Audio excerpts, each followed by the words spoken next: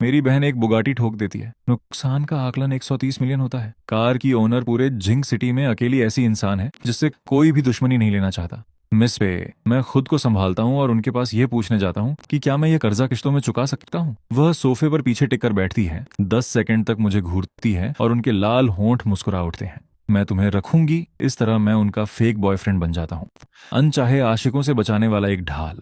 वह मेरा सारा कर्जा चुका देती है, सब कुछ संभाल लेती है और यहाँ तक कि मुझे उस म्यूजिक प्रोग्राम में एडमिशन दिला देती है जिसका सपना मैंने हमेशा देखा था।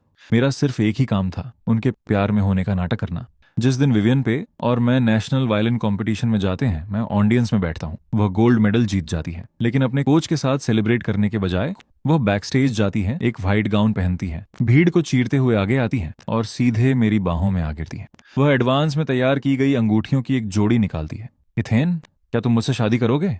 पूरी भीड़ चीख उठती है। उन रिंग्स की कीमत $410 मिलियन थी, लेकिन उसी रात उनकी माँ अपने आदमियों को भेजकर उन्हें जबरदस्ती इंग्लैंड की फ्लाइट में बिठा देती है। मैं एयरपोर्ट पर खड़ा कांच के पार से उन्हें देखता रहता हूँ, मेरा दिल तड़प उठता है। उनकी आंखों में बेइंतहा प्यार भरा होता है जब वह मुड़कर मुझसे अपने आखिरी शब्द कहती हैं, मेरा इंतजार करना। 5 साल बाद लंदन की एक सड़क पर एक बेहद खूबसूरत और एलिगेंट औरत एक जाइंट स्क्रीन के सामने खड़ी है। स्क्रीन पर पिछले कुछ सालों की मेरी फोटोज चल रही हैं। इन 5 सालों में मैं कर्जे में डूबे एक आदमी से इंटरनेशनल स्टेज के सेंटर तक पहुंच चुका हूं।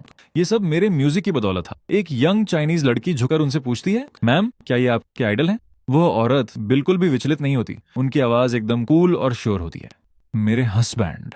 दूसरी तरफ मेरा असिस्टेंट टॉमी टैंग एक्साइटमेंट से उछल रहा है। इथेन, हमें एक और प्राइवेट कंसर्ट का इनविटेशन मिला है। वह किसी छोटे बच्चे की तरह एक्साइटेड है। मैं हार मानकर हंस पड़ता हूँ। ये सिर्फ एक प्राइवेट शो है, इतने एक्साइटेड क्यों हो? टॉमी थोड़ा करीब आता है, एकदम सस्पेंस बनाते हुए। वह अपनी आवाज धीमी करता है, ये वाला अलग है, गेस करो वो कितना ऑफर कर रहे हैं। एक शो की मेरी नॉर्मल फीस लगभग 5 लाख होती है। जिस तरह से वो बिहेव कर रहा है, मैं अंदाजा लगाता हूँ 8 लाख। वह जोर जोर से सिर हिलाता है, नहीं नहीं नहीं, और ऊपर सोचो, 8 लाख से बहुत ज्यादा ऊपर। कौन बेवकूफ इतने पैसे दे रहा है? 1 मिलियन? टॉमी बस अपने होंठ दबा लेता है, और ऊपर, बहुत बहुत ज्यादा ऊपर।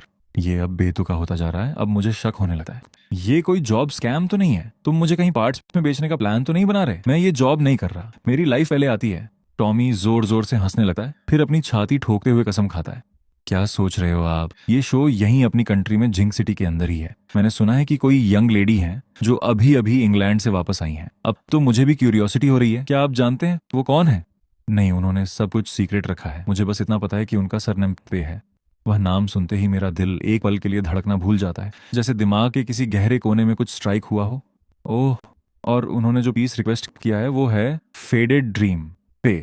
फेडेड ड्रीम, ये नाम और ये धुन पहले भी मेरी मेमोरी में क्यों आ चुकी है? इतना जाना पहचाना क्यों लग रहा है? मैं गहराई से सोचता हूँ, लेकिन उस याद को पकड़ नहीं पाता। ऐसा लगता है जैसे ये मेरे दिमाग के सबसे निचले हिस्से में दफन हो चुकी है। जैसे ही मैं उसे याद करने की कोशिश कर रहा होता हूँ, टॉमी अचानक एक चौंकाने वाला नंबर बोलता है, 5200 520। ये तो सीधे सीधे नंबरों में आई लव यू चिल्लाने जैसा है। इतना रोमांटिक जा रही है। क्या वह आपको पसंद करती है इथेन? ऐसी कौन सी प्यार में पागल औरत है जो चुपके से हमारे बॉस पर डोरे डाल रही है? मैं रियलिटी में वापस आता हूँ और उसे एक घूर कर देखता हूँ।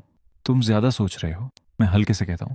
प्राइवेट शो की लोकेशन जिंक सिटी के सबसे अमीर इलाके में मौजूद मुलान एस्टेट में है। वह हमें लेने के लिए एक रोल्स रॉयस फैंटम भेजते हैं।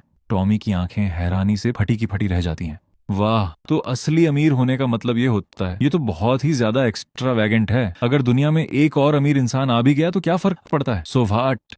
मैं चाहकर भी अपनी हंसी नहीं रोक पाता। मैं इस महीने तुम्हारी सैलरी बढ़ा दूंगा।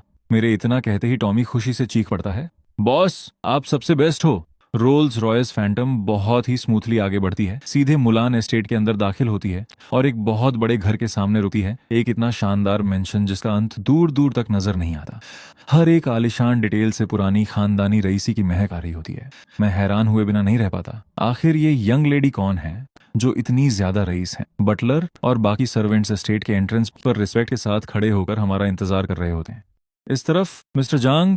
मैं थोड़ा सा सिर हिलाता हूँ, एक अजीब सी घबराहट मेरे सीने में उठने लगती है।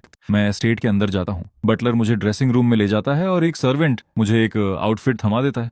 मैं ऊपर देखता हूँ, ये एक ट्रेडिशनल हैंड टैंक स्टाइल का रोब है। प्लीज पहले चेंज कर लीजिए, थोड़ी देर में कोई आपकी स्टाइलिंग करने आ जाएगा। श्योर, थैंक यू, मैं पोलाइटली जवाब देता हूँ और जल्दी से परफॉर्मेंस वाले आउटफिट में चेंज कर लेता हूँ। ये बिल्कुल परफेक्ट फिट आता है, जैसे इसे स्पेशली मेरे लिए ही सिलवाया गया हो। कपड़े बदलने के बाद एक स्टाइलिस्ट मेरे बालों पर काम करना शुरू करता है। लगभग 20 मिनट बाद मैं रेडी हो जाता हूँ। बटलर मुझे परफॉर्मेंस स्टेज की तरफ ले जाता है। मैं ऑडियंस की तरफ देखा हूँ। वहाँ एक ग्रेसफुल और एलिगेंट औरत बैठी है, लेकिन लाइट बहुत डिम है और मैं उनका चेहरा नहीं देख पाता। फिर भी उनकी नजरें मुझ पर किसी गर्म लोहे की तरह गड़ी हुई है, बिना पलक झपकाए। इससे पहले कि मैं आगे कुछ सोच पाऊं, वह हाथ उठाकर मुझे शुरू करने का सिग्नल देती है।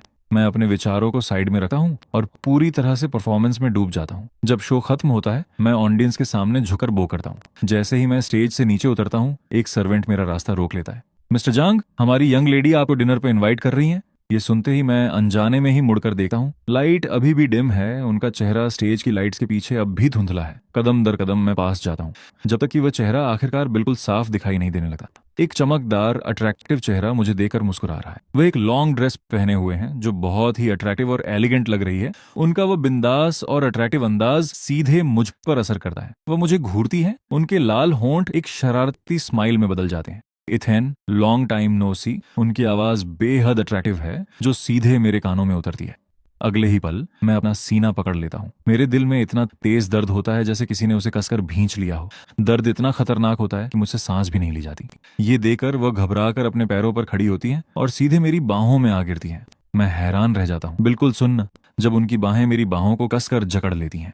इथेन, वो कहती हैं। उनकी आवाज पानी की तरह सॉफ्ट है। मैं वापस आ गई हूँ, अब मैं कभी छोड़कर नहीं जाऊंगी।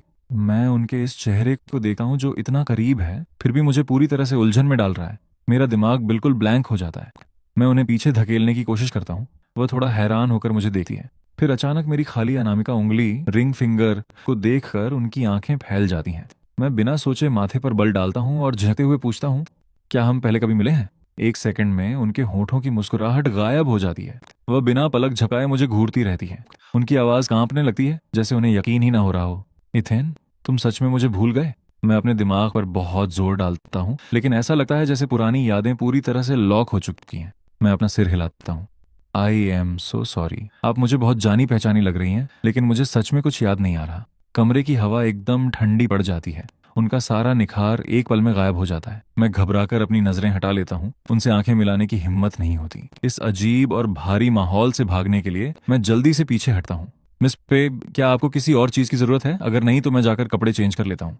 वो एक पल के लिए झिझकती है, फिर बहुत ही कूल अंदाज में जवाब देती हैं, मैं मुड़ता हूँ और बाहर निकल जाता हूँ। उनकी भारी नजरें अभी भी मेरी पीठ पर टिकी हुई हैं। मैं उनके अंदर की खामोश नाराजगी को भी महसूस कर सकता हूँ। मेरे कदम लड़खड़ाते हैं। मैं जल्दी से माफी मांगता हूँ और वहां से भाग निकलता हूँ। ड्रेसिंग रूम में मैं वापस अपने नॉर्मल कपड़ों में आ जाता हूँ। मेरा दिल काफी देर तक शांत नहीं होता। टॉमी भागकर मेरे पास आता है, एक्साइटमेंट से भरा हुआ। बॉस, क्या आप उन मिस पे को जानते हैं? मेरा हाथ वहीं रुक जाता है। मैं शीशे में अपने खुद के उलझे हुए चेहरे को देखता हूँ, कपड़े चेंज करता हूँ और कहता हूँ, शायद। टॉमी की आंखें तुरंत चमक उठती हैं। वाह, वो बहुत खूबसूरत है, बिल्कुल एक गॉडेस। वैसा चेहरा, वैसी पर्सनैलिटी। वह मेरे कान के पास झुकता है और रहस्यमयी अंदाज में फुसफुसाता है, उनके पास सब कुछ है। बॉस, आपको चांस मारना चाहिए। मैं माथे पर बल लाता हूँ, अपने अंदर उठ रही अजीब सी फीलिंग को दबाता हूँ और उस पर गुस्सा करता हूँ। सुनो अपने आप को, तुम किसी के पीठ पीछे ऐसे जज नहीं कर सकते। मैंने बहुत से लोग देखे हैं, मेरा यकीन करो। हे बॉस, आप ब्लश क्यों कर रहे हो? आप इतनी जल्दी शर्मा जाते हो। आप कभी किसी को डेट कैसे करोगे? मैं हार मानकर अपना सिर हिलाता हूँ। मैं अभी डेटिंग के बारे में नहीं सोच रहा हूँ। तभी कोई चाय लेकर आता है। मिस्टर जांग, आप थक गए होंगे, थोड़ी चाय ले लीजिए। मैं हल्का सा मुस्कुराता हूँ, कप लेता हूँ और एक घूंट भरता हूँ। सर्वेंट आगे कहता है, मिस वे, आप दोनों को घर छोड़ने के लिए गाड़ी भेजेंगी। मैं तुरंत मना कर देता हूँ। मिस वे को तकलीफ देने की जरूरत नहीं है, मेरी फैमिली मुझे लेने आ रही है। मेरे मुंह से ये बात निकली ही थी कि जब मिस्टर जांग की फैमिली आ रही है तो हम गाड़ी नहीं भेजेंगे। एक ठंडी साफ औरत की आवाज अचानक कमरे में गूंजती है। मैं उस तरफ देखता हूँ, विवियन पे अंदर आ चुकी है। मिस्टर जांग की फैमिली कब तक आएगी? मैं आपको बाहर तक छोड़ देती हूँ। मैं होश में आता हूँ और जल्दी से अपना फोन चेक करता हूँ। तभी मेरी माँ का टेक्स्ट आता है, इथेन, मैं मुलान एस्टेट के बाहर हूँ। मेरी फैमिली बाहर आ चुकी है। मैं उनसे पोलाइटली कहता हूँ। वह तुरंत जवाब देती है, फिर चलिए, मैं आपको बाहर तक छोड़ देती हूँ। मैं मना करना चाहता हूँ, लेकिन उनके चेहरे के एक्सप्रेशन देखकर मैं अपना सिर हिला देता हूँ। तो फिर थैंक यू मिस वे।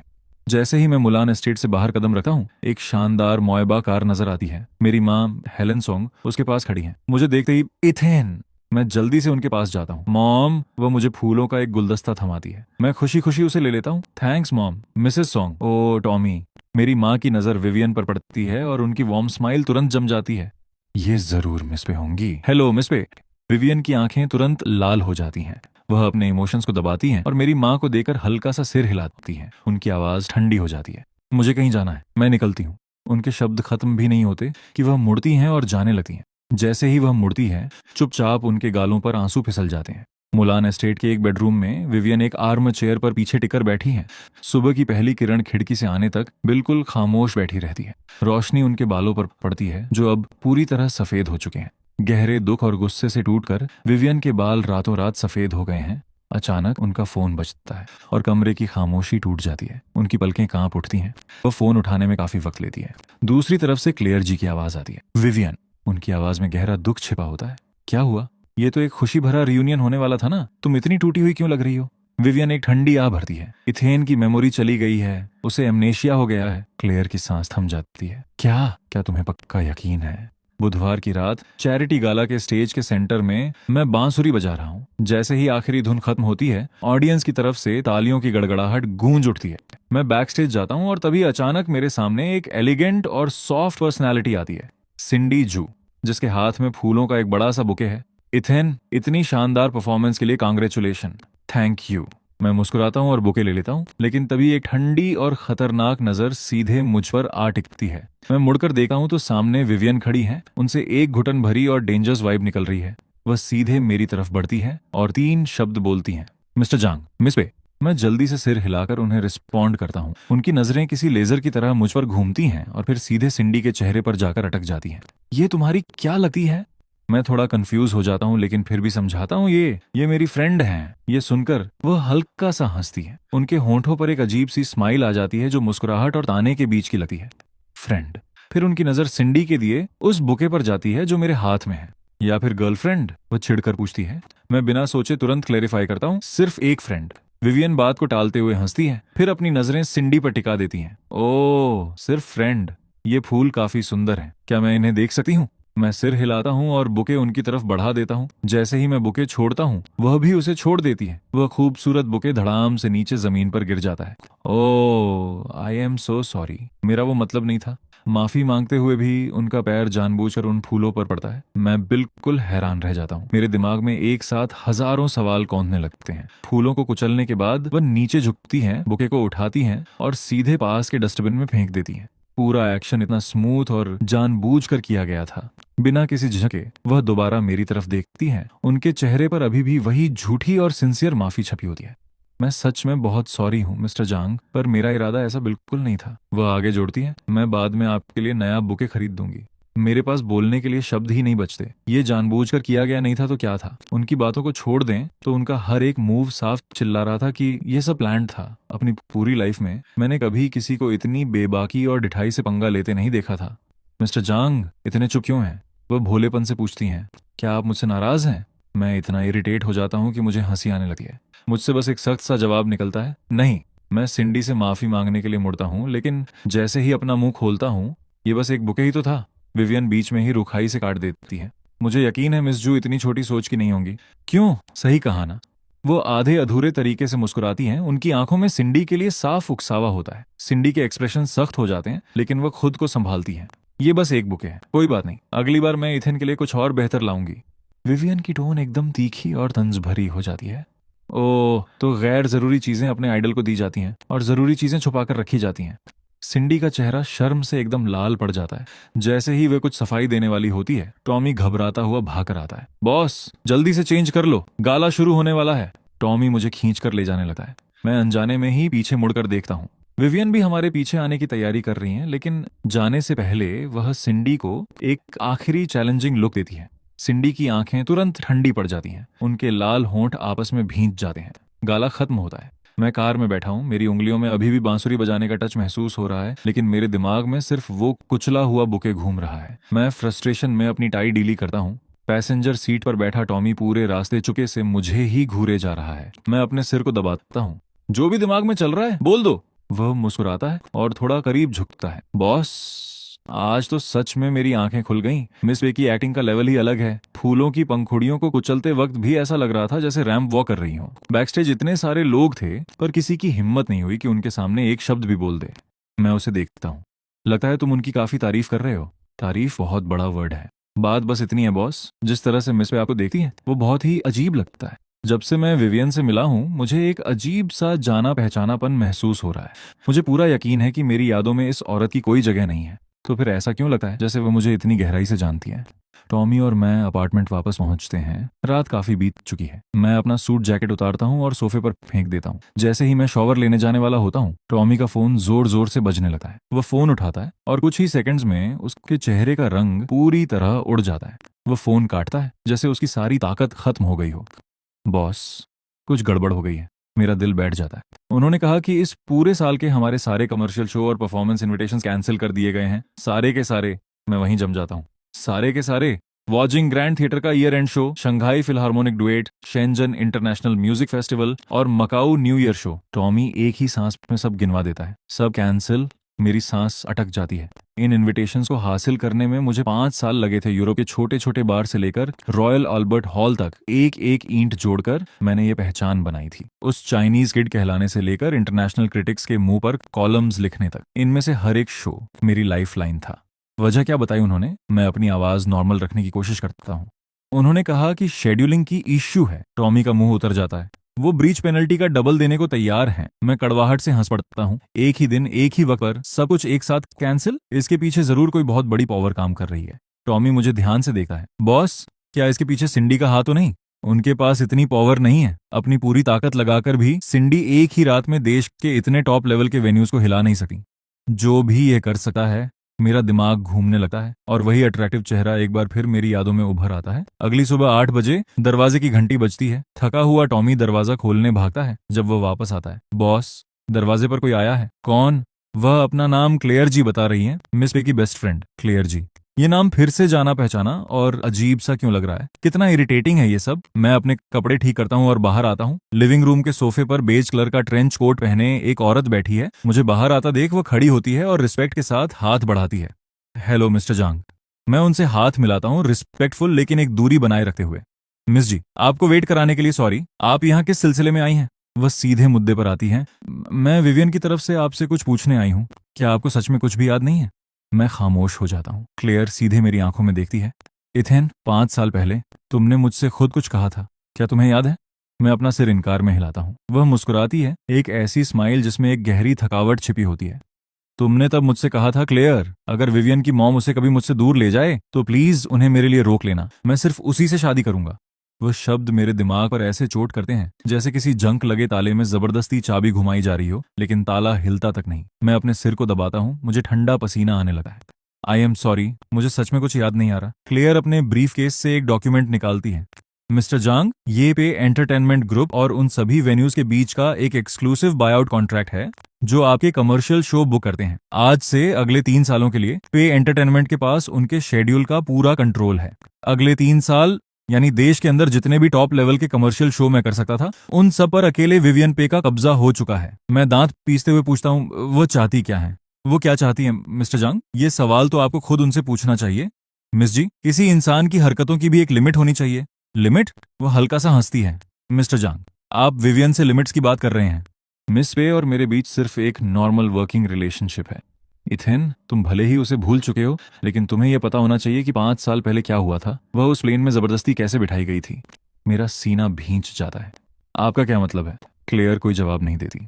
वह बस अपनी जेब से एक पुरानी पीली पड़ चुकी फोटो निकालती है और कॉफी टेबल पर रख देती है। इसे देखो। मैं आगे बढ़ता हूँ और फोटो उठाता हूँ। ये काफी पुरानी है। इसके कोने मुड़े हुए हैं। इसमें 2 लोग हैं। एक विवियन है जो वेडिंग गाउन में है, दूसरा मैं हूँ सूट पहने हुए। हम दोनों की आंखों में एक दूसरे के लिए बेइंतहा प्यार और अपनापन है। फोटो पकड़े मेरा हाथ बुरी तरह कांपने लगता है। मेरे माथे की नसें फटने लगती हैं, जैसे अंदर कुछ बाहर निकलने के लिए तड़प रहा हो। एक लड़की स्टेज पर खड़ी है, हाथ में वायलिन है। फिर वह मेरी तरफ हंसते हुए भागती है और सीधे मेरी बाहों में आ गिरती है। इथेन, वह कहती है, उसकी आंखें नम हैं, क्या तुम मुझसे शादी करोगे? और फिर वो मंजर कांच की तरह टूटकर बिखर जाता है। मैं लड़खड़ाता हूँ, गिरने से पहले खुद को कॉफी टेबल के सहारे संभालता हूँ। मिस्टर जांग, क्लेयर घबराकर मुझे संभालने के लिए हाथ बढ़ाती है। मैं ठीक हूँ। क्या तुम्हें कुछ याद आया ना? मैं धीरे से अपना सिर इनकार में हिलाता हूँ। सब बहुत धुंधला है। क्लेयर की आंखों का एक्सप्रेशन उनकी शुरुआती दुश्मनी से बदलकर कुछ बहुत ही उलझा हुआ सा हो जाता है। वह कुछ सेकंड्स के लिए झंकती हैं और आखिरकार बोल पड़ती हैं। इथेन, 5 साल पहले जब तुम और विवियन अलग हुए थे तो उसका उनकी मॉम के अप्रूवल से कोई लेना देना नहीं था। मेरा दिल एक पल के लिए धड़कना भूल जाता है। उस साल तुम्हारे फादर की कंपनी जांग फार्मास्यूटिकल्स वे फैमिली की वजह से पूरी तरह बर्बाद और बैंकरप्ट होने की कगार पर थी। मेरी आंखें हैरानी से फैल जाती हैं। विवियन ने तुम्हारे फादर की कंपनी को बचाने के लिए अपनी मॉम के साथ एक डील की थी। उन्होंने इंग्लैंड जाकर पढ़ाई करने की शर्त सिर्फ इसलिए मानी ताकि वह जांग फार्मास्यूटिकल्स को डूबने से बचा सके। मेरा खून तुरंत ठंडा पड़ जाता है। वह धीरे से हंसती है। मिस्टर जांग, आपके करियर में आई किस्मत की हर एक चमक, वो अचानक मिलने वाले प्रमोशंस, उन सब के पीछे आपको सपोर्ट करने वाली विवियन ही थी। लिविंग रूम में सन्नाटा छा जाता है। बस मेरे दिल की धड़कनें जोर जोर से गूंज रही हैं। मेरी उंगलियां कसकर भींच जाती हैं। 5 सालों तक मुझे लगता रहा कि अचानक मिलने वाले वो बेहिसाब इनविटेशंस बस मेरी किस्मत है। पर सच तो ये था कि मेरी नजरों से दूर कोई मेरे लिए कामयाबी का पूरा गोल्ड रोड तैयार कर रहा था। और जब वो 5 साल बाद वापस आई तो मैंने उनके चेहरे में देखते हुए पूछा, क्या हम पहले कभी मिले हैं? क्लेयर एक ठंडी आह भरती है। मुझे शायद तुम्हें यह सब नहीं बताना चाहिए था। मेरी आवाज भारी हो जाती है, आंखें नम हो जाती हैं जब मैं उनकी तरफ देखता हूँ। फिर आपने क्यों बताया? वह खिड़की की तरफ इशारा करती है। क्योंकि वह कल रात बिल्कुल भी नहीं सोई। उनके ज्यादातर बाल सफेद हो चुके हैं। मैं झटके से ऊपर देखता हूँ। इथेन, मैंने अपनी पूरी लाइफ में किसी एक इंसान के लिए रातों रात किसी के बाल सफेद होते नहीं देखे, लेकिन विवियन के हो गए। बाहर पूरी तरह से धूप निकल आती है, लेकिन मुझे लगता है जैसे मैं किसी अंतहीन अंधेरे में डूबता जा रहा हूँ। क्लेयर के जाने के बाद टॉमी कॉफी लेकर अंदर आता है और मुझे सोफे पर सुन्न बैठे हुए पाता है। वह ध्यान से कॉफी नीचे रखता है। बॉस? मैं ऊपर नहीं देखता। बॉस, आप ठीक तो है ना? मैं उस फोटो को घूरता रहता हूँ। मेरी उंगली की नोक फोटो में दिख रही उस लड़की के चेहरे को छूती है। काफी देर बाद मैं बहुत धीमी आवाज में बोलता हूँ, टॉमी, मेरे लिए एक चीज का पता लगाओ। जी बिल्कुल बॉस। मैं फोटो को उल्टा करता हूँ। पीछे बहुत सुंदर लिखावट में एक लाइन लिखी है, इथेन, मेरी पहली शादी सिर्फ तुम्हारे साथ। डेट लिखी है 8 जून 5 साल पहले। मैं फोटो को कसकर पकड़ लेता हूँ। मेरी उंगलियों के जोड़ सफेद पड़ जाते हैं। 8 जून 5 साल पहले की डेट निकालो। जिंग सिटी के वेस्टर्न आउटस्कर्ट्स में मौजूद सेंट जॉन्स चैपल। पता करो कि क्या वहां कोई अधूरी शादी हुई थी। टॉमी पूरी तरह उलझन में मुझे देखता है। बॉस, मैं अपना सिर उठाता हूँ। मेरी आंखें लाल हो चुकी हैं। बस पता करो। टॉमी के जाने के बाद मैं पूरी रात सोफे पर बैठा रहता हूँ। मैं उस फोटो को बार बार पलट कर देखता हूँ, कम से कम 100 बार से ज्यादा। फोटो में दिख रही लड़की इतनी मासूमियत से मुस्कुरा रही है, जबकि फोटो में दिख रहा मैं, उसकी आंखें इतनी साफ और चमकदार हैं जैसे वो अभी अभी किसी खूबसूरत दौर से निकला हो। मुझे नहीं पता कि मैंने उस इंसान को कैसे खो दिया। मुझे यह भी नहीं पता कि मैंने उसे खुद से दूर कैसे जाने दिया। सुबह के 6 बजे टॉमी अचानक अपार्टमेंट के अंदर आता है। वह दरवाजा खटखटाने के बजाय स्पेयर की कार यूज करता है। वो तेजी से अंदर आता है। बाल बिखरे हुए हैं, आंखों के नीचे काले घेरे पड़े हुए हैं। बॉस? वह डॉक्यूमेंट्स का एक बंडल कॉफी टेबल पर जोर से पटकता है। मैं झटके से खड़ा हो जाता हूँ। तुम्हें कुछ मिला? मिल गया बॉस, खुद को संभालिए। मैं सबसे ऊपर वाला पेपर उठाता हूँ। यह जिंग सिटी के वेस्टर्न आउटस्कर्ट्स में मौजूद सेंट जॉन्स चैपल का एक रजिस्ट्रेशन रिकॉर्ड है। 5 साल पहले 8 जून दोपहर 3 बजे की एक फोटोकॉपी फाइल। दूल्हा और दुल्हन इथेन जांग, विवियन पे। विटनेस वाले सेक्शन में 2 नाम लिखे हैं, एक क्लेयर जी, दूसरा मेरे फादर रिचर्ड जांग। मेरी उंगलियां बुरी तरह कांपने लगती हैं। बॉस, अभी और भी है। टॉमी एक और पेपर निकालता है। ये उस दिन का पेमेंट रिकॉर्ड है। हर ट्रांजैक्शन पर आपके फादर के पर्सनल सिग्नेचर हैं। मैं वापस सोफे पर गिर सा जाता हूँ। तो वो शादी सिर्फ सच में हुई ही नहीं थी, मेरे फादर ने खुद उस पूरे फंक्शन को अरेंज किया था। पूरे 5 सालों से मेरी पूरी फैमिली अकेले मुझसे झूठ बोल रही थी। बॉस, टॉमी अपनी आवाज धीमी करता है। मैं उसकी तरफ देखता हूँ। एक बात और है, वह घूंट भरता है। कल रात मैंने सेंट जॉन्स के पुराने गेटकीपर को ड्रिंक्स पर बुलाया था। उसने बताया कि उस शादी के बीच में कुछ बहुत बड़ा हादसा हुआ था। क्या हुआ था? रिंग एक्सचेंज के दौरान दूल्हा और दुल्हन दोनों सीढ़ियों से नीचे गिर गए थे। दुल्हन वहीं बेहोश हो गई थी और आप भी बेहोश हो गए थे। लेकिन खुशनसीबी से जैसे ही वो हादसा हुआ, दुल्हन ने आपको अपनी बॉडी से कवर कर लिया था। आपको सिर्फ खरोंचें आई थीं। टॉमी रुकता है और उसके बाद चीजें और ज्यादा बिगड़ गईं। मैं अपनी आंखें बंद कर लेता हूँ। मेरी आंख के कोने से एक गर्म आंसू बह निकलता है। अब मुझ में आगे कुछ भी सुनने की हिम्मत नहीं बची है। मेरे दिमाग में बस उनकी वही आवाज गूंज रही है, इथेन, तुम सच में मुझे भूल गए।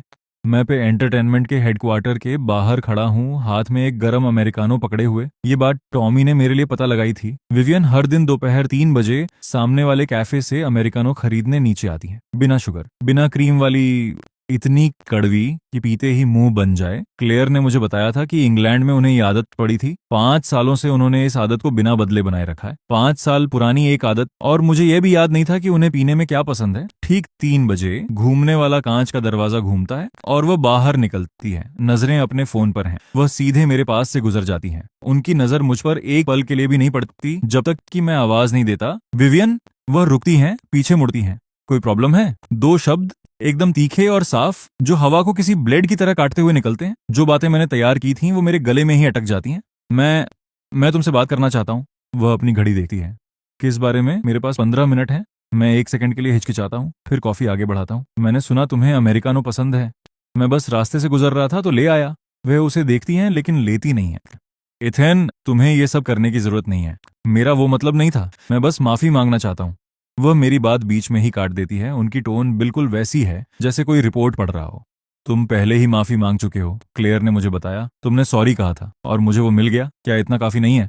मैं वहां खड़ा रहता हूँ, हाथ में अब भी कॉफी पकड़े हुए। मुझे अचानक एहसास होता है कि मैं कितना बेवकूफ लग रहा हूँगा। सही कहा, मैं माफी तो मांग ही चुका हूँ, पर फिर उसके बाद क्या?